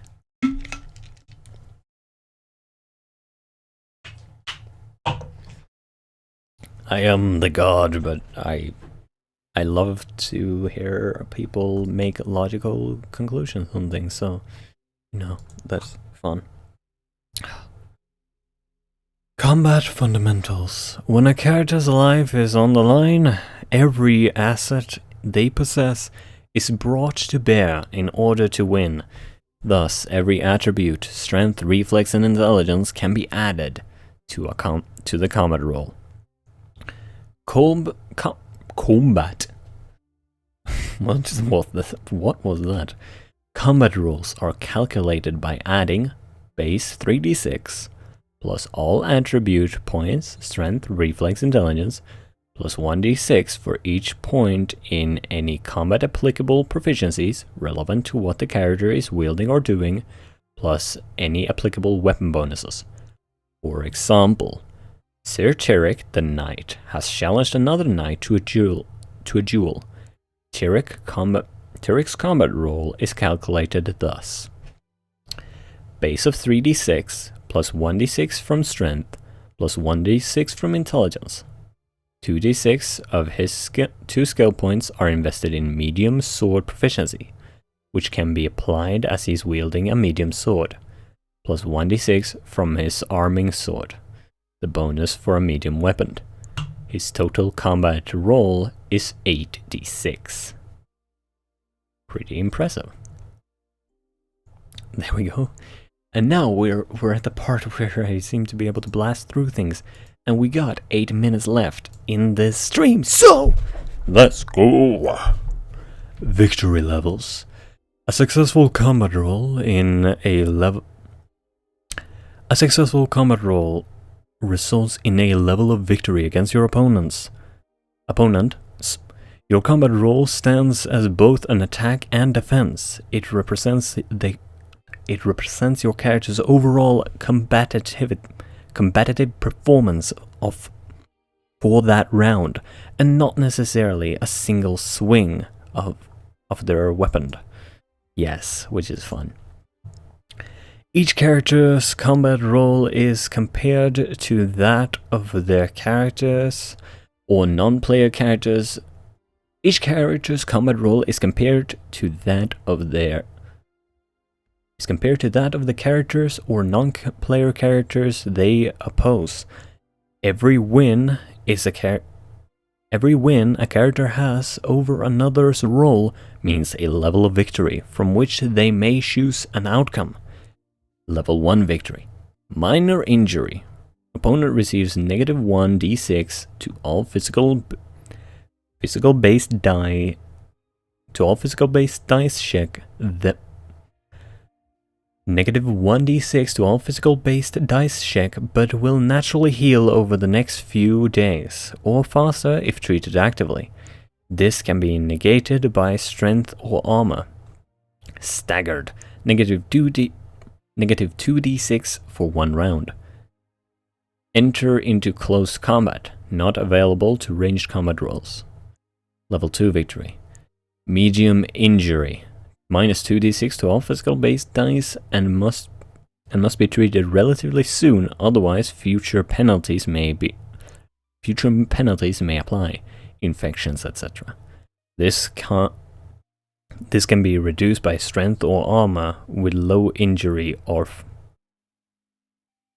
armor to low injury or fully negated. Disarm, lower outcome. Any lower outcome. Okay, so you could always choose a lower outcome of these. That is a neat detail. Level 3 victory. Serious injury. -3d6. I'm guessing that, to all physical based dice check, and the character will die in time if the wounds is untreated. This can be reduced by strength, armor, or lower injury or fully negated. Trip, any lower outcome. Level 4 victory. Fatal injury. -4d6 to all physical based dice check, incapacitated and will die very soon if untreated. This can be reduced by strength or armor to a lower injury or fully negated. Dismember arm or leg, which will also give serious injury to the opponent. Not available to ranged combat rolls unless magic or explosive projectiles are involved. Or any other lower outcome. Level 5 victory or higher. Death blow. An instant kill unless the character has a high strength or is wearing armor and uses them to reduce either the level of victory or injury. Any lower outcome. That death blow feels like it could be is the Cogent version of how do you want to do this sort of situation, which could be, it feels like that's like would you strive for to be very fun. Injury levels do not stack in fatality, but do stack in dice penalty, meaning 2 medium injuries do not equate a fatal injury, where the character will die immediately if untreated, but the character does receive -2 d6 to all physical dice check twice, meaning they will have -4 d6 in total. Defense rolls. A defense roll is a variant of the combat roll. It is used when a character is either in a position where they cannot perform any type of combat maneuver to their opponent, i.e. too far away from opponent using a ranged weapon against them, while only armed with melee weapon, or they want a greater chance to survive their standard combat roll. Survive as their standard combat roll is too low, fleeing after receiving an injury. A defense roll is calculated in the same way a combat roll, but adds an additional 2d6 to roll. With. No matter the result of the defense roll, the character cannot achieve a level of victory, because the character was purely focused on protecting themselves and not on attacking. So that's gonna help keep you alive a little bit more.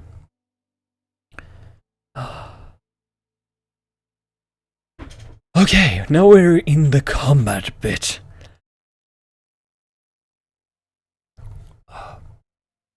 We're so close. Combat action and timing. Combat is run in a round-by-round format. Each character can perform one action within a round, usually a combat roll, with liberties in regards to the narrative flow of the game. For instance, it doesn't take an action to shout out something to another character while fighting a monster, though it would take a round to explain something complicated. Narrator mustn't time the player's dialogue to make restrictive timing. Remember, narrative flow will make things run far smoother if you are a little relaxed in regards to things like this. While still having limits, you wouldn't want to let players pass on huge amounts of information in a single round in the middle of a battlefield. In those cases, you might say something like, "It will take several rounds to explain everything you want." One sec, let me get in my coat. Let's also raise this thing a little bit.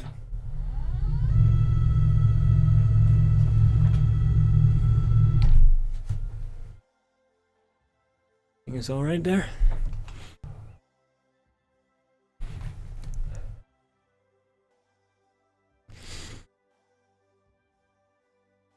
Round-by-round combat isn't played using any grids, timers, boards, or miniatures, though sometimes a rough map or drawing of a room or a location may help.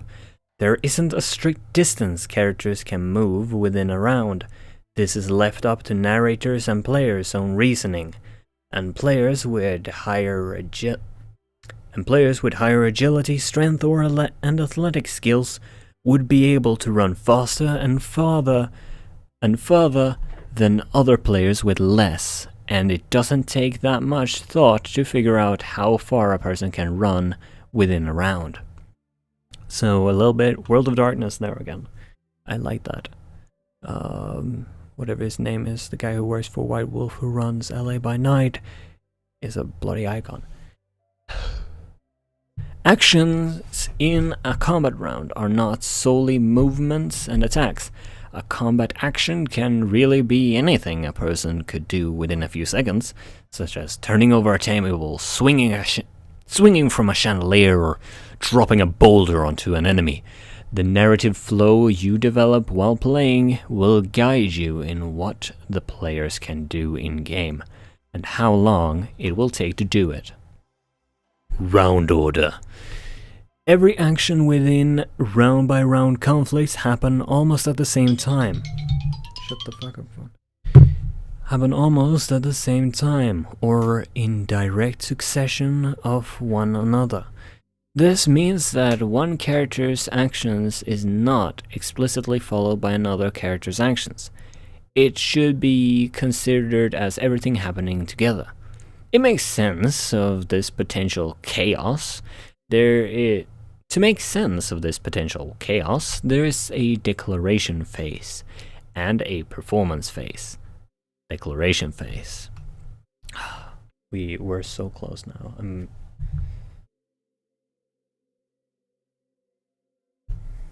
We're so close. Declaration phase. The character with the lowest reflex declares what they are doing first. It might seem odd, as you could think characters with higher reflex should get to move first, but this is the declaration phase. No one is moving yet. If two characters have the same agility, they each roll 1d6, where the high resulting roll gets to declare later for the rest of the combat encounter. Players who declare later hold an advantage in combat. Let me raise this a little bit further. Actually, I should just grab this. Put it here. We're almost there. Once a an advantage in combat. Once a player has declared what they are going to perform, they cannot change their mind. They are locked into performing that action in this round. The player who declares after another can choose an action that counters or complements the declared action of another character. This means that characters with higher reflex can see or react to what their opponents are going to do. For example, Leon, a player character, is dueling Dartane, a non-player character. It's a new combat round, and Okay, so I feel that not being able to keep names consistent. Dartane has a lower reflex than Leon, so he must declare his action first. Dartane declares that he intends to jump on top of a table to get a height advantage against Leon, ready for his attack. Leon, knowing Dartane's innate intent, declares that he wishes to knock the table over, whilst Dartane jumps on top of it. This feels like it could be a part where it's going to be very difficult for the narrator if there's a lot of things going on at once, because I think I'm probably going to want to write down what happens in each round, like write down a little note. This is what this person is doing, this is what this is doing, this is what this one is doing. Just like get an idea.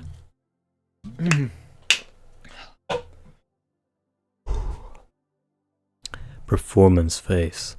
Once all characters have declared their actions, they make their rolls. Though things mostly happen simultaneously within the round, it's sometimes important to know which blade landed before another, or actions a little bit faster than another. In these situations, the characters with higher reflex always win. For example, the narrator decides that it will be a standard combat action for Leon to knock over the table, but Leon won't receive his weapon bonus for this action, as he is using a rapier, which isn't suited for knocking over tables.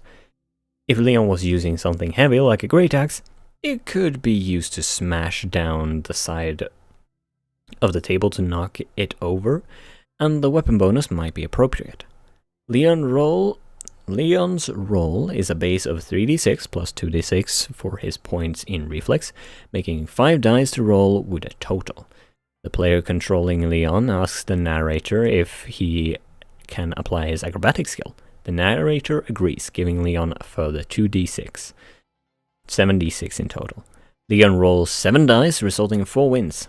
These 4 wins become the CL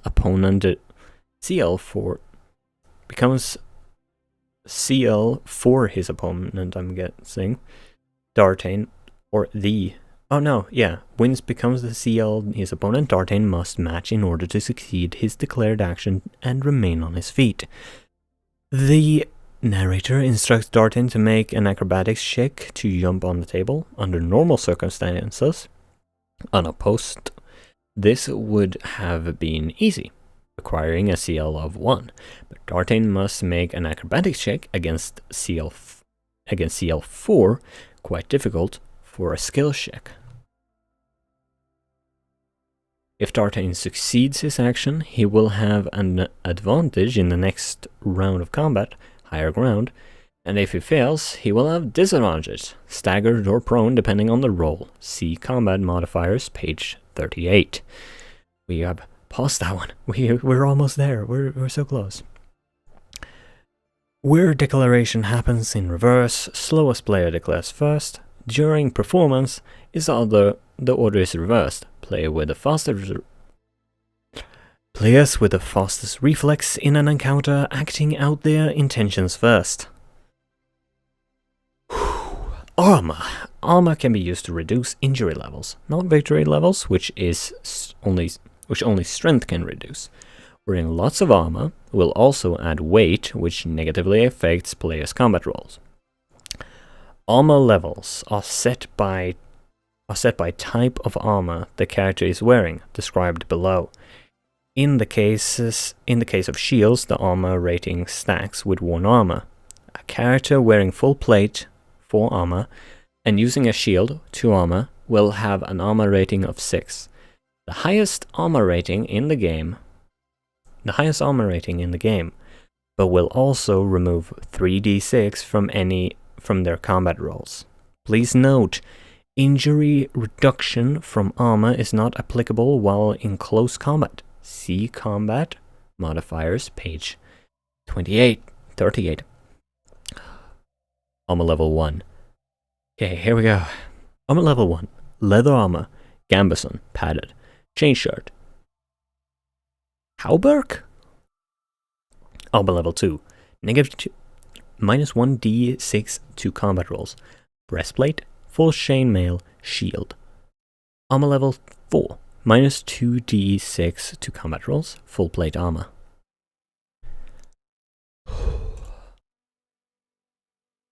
We are so close. Is this just short?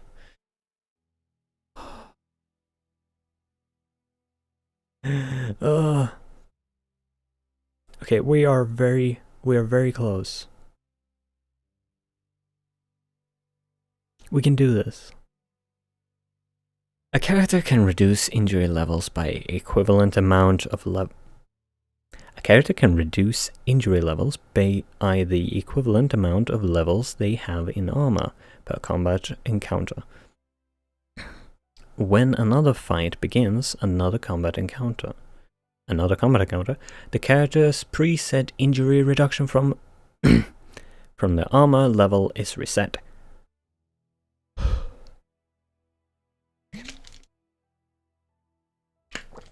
shit, I'm out. Victoria is a noble knight and is attacked unawares by a backstabbing rogue. The rogue achieves level 3 victory and chooses to inflict serious injury. Victoria is wearing full plate armor and can reduce up to 4 points of injury through this conflict. Reducing this serious injury by 3 points times will negate it. 1 is reduced to a medium injury, a second to reduce it further to a minor injury, and another to remove the injury entirely. Victoria chooses to do so, which will leave her only 1 last injury reduction from her armor for the combat encounter. But unable to fight without such disadvantage, she will however be fighting with negative 2d6 to her combat rolls due to her heavy armor. When achieving a victory in combat, you can choose to inflict an injury, but if your opponent is wearing armor, choosing to inflict an injury will be more easily countered through their injury reduction. However, other actions chosen through victory, such as staggering, disarming, or tripping an armored opponent, cannot be negated with armor. See Combat Modifiers, page 38.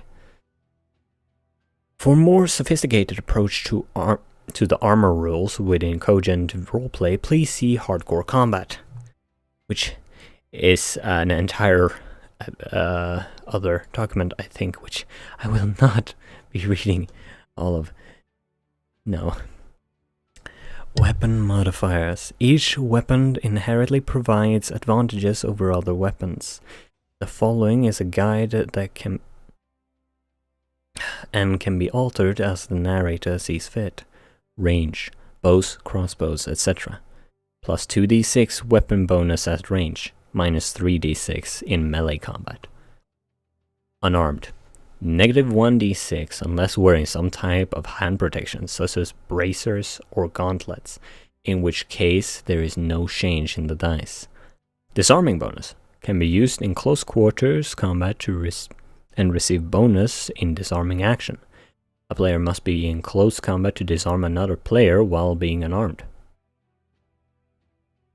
Once a close combat is declared to attempt a disarm, the player receives plus 4d6 to their combat roll, but the roll cannot be used to inflict any other victory. This means they cannot delegate their attack to inflict injury or execute a trip, regardless of how high the attack roll is. Small weapons. No change in dice, but can be used in close quarters combat. Dagger, hatchets, short swords. Medium weapons. Arming swords, battle axes, warhammers, etc. Plus 1d6. Large weapons, long swords, two-handed axes, short polearms. Plus 2d6 weapon bonus.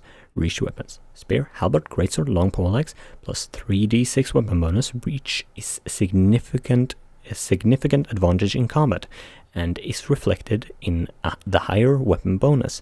But the narrator is free to negate all dice bonuses if they feel the reach weapon would not work as effectively due to narrow confines such as alleyways or hallways. Medium weapons and smaller can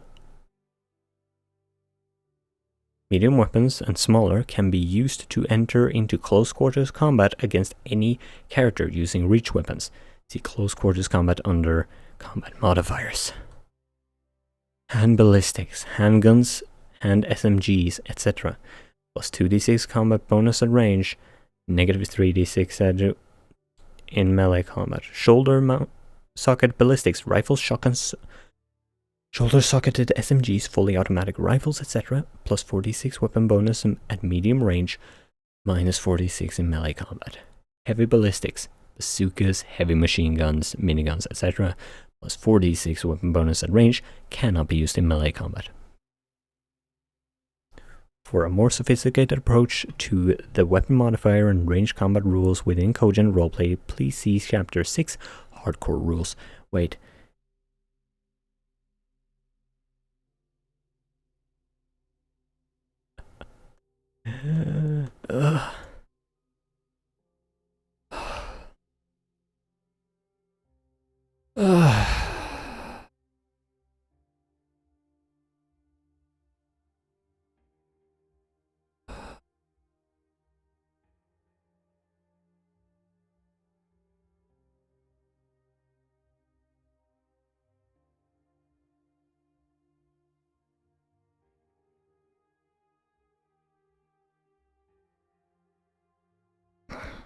Okay.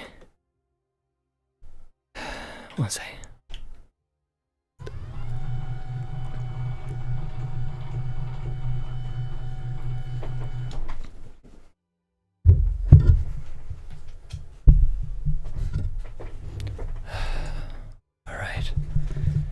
All right.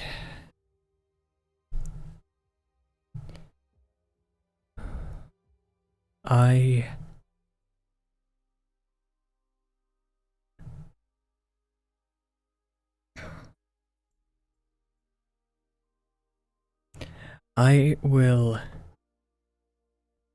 call it quits here.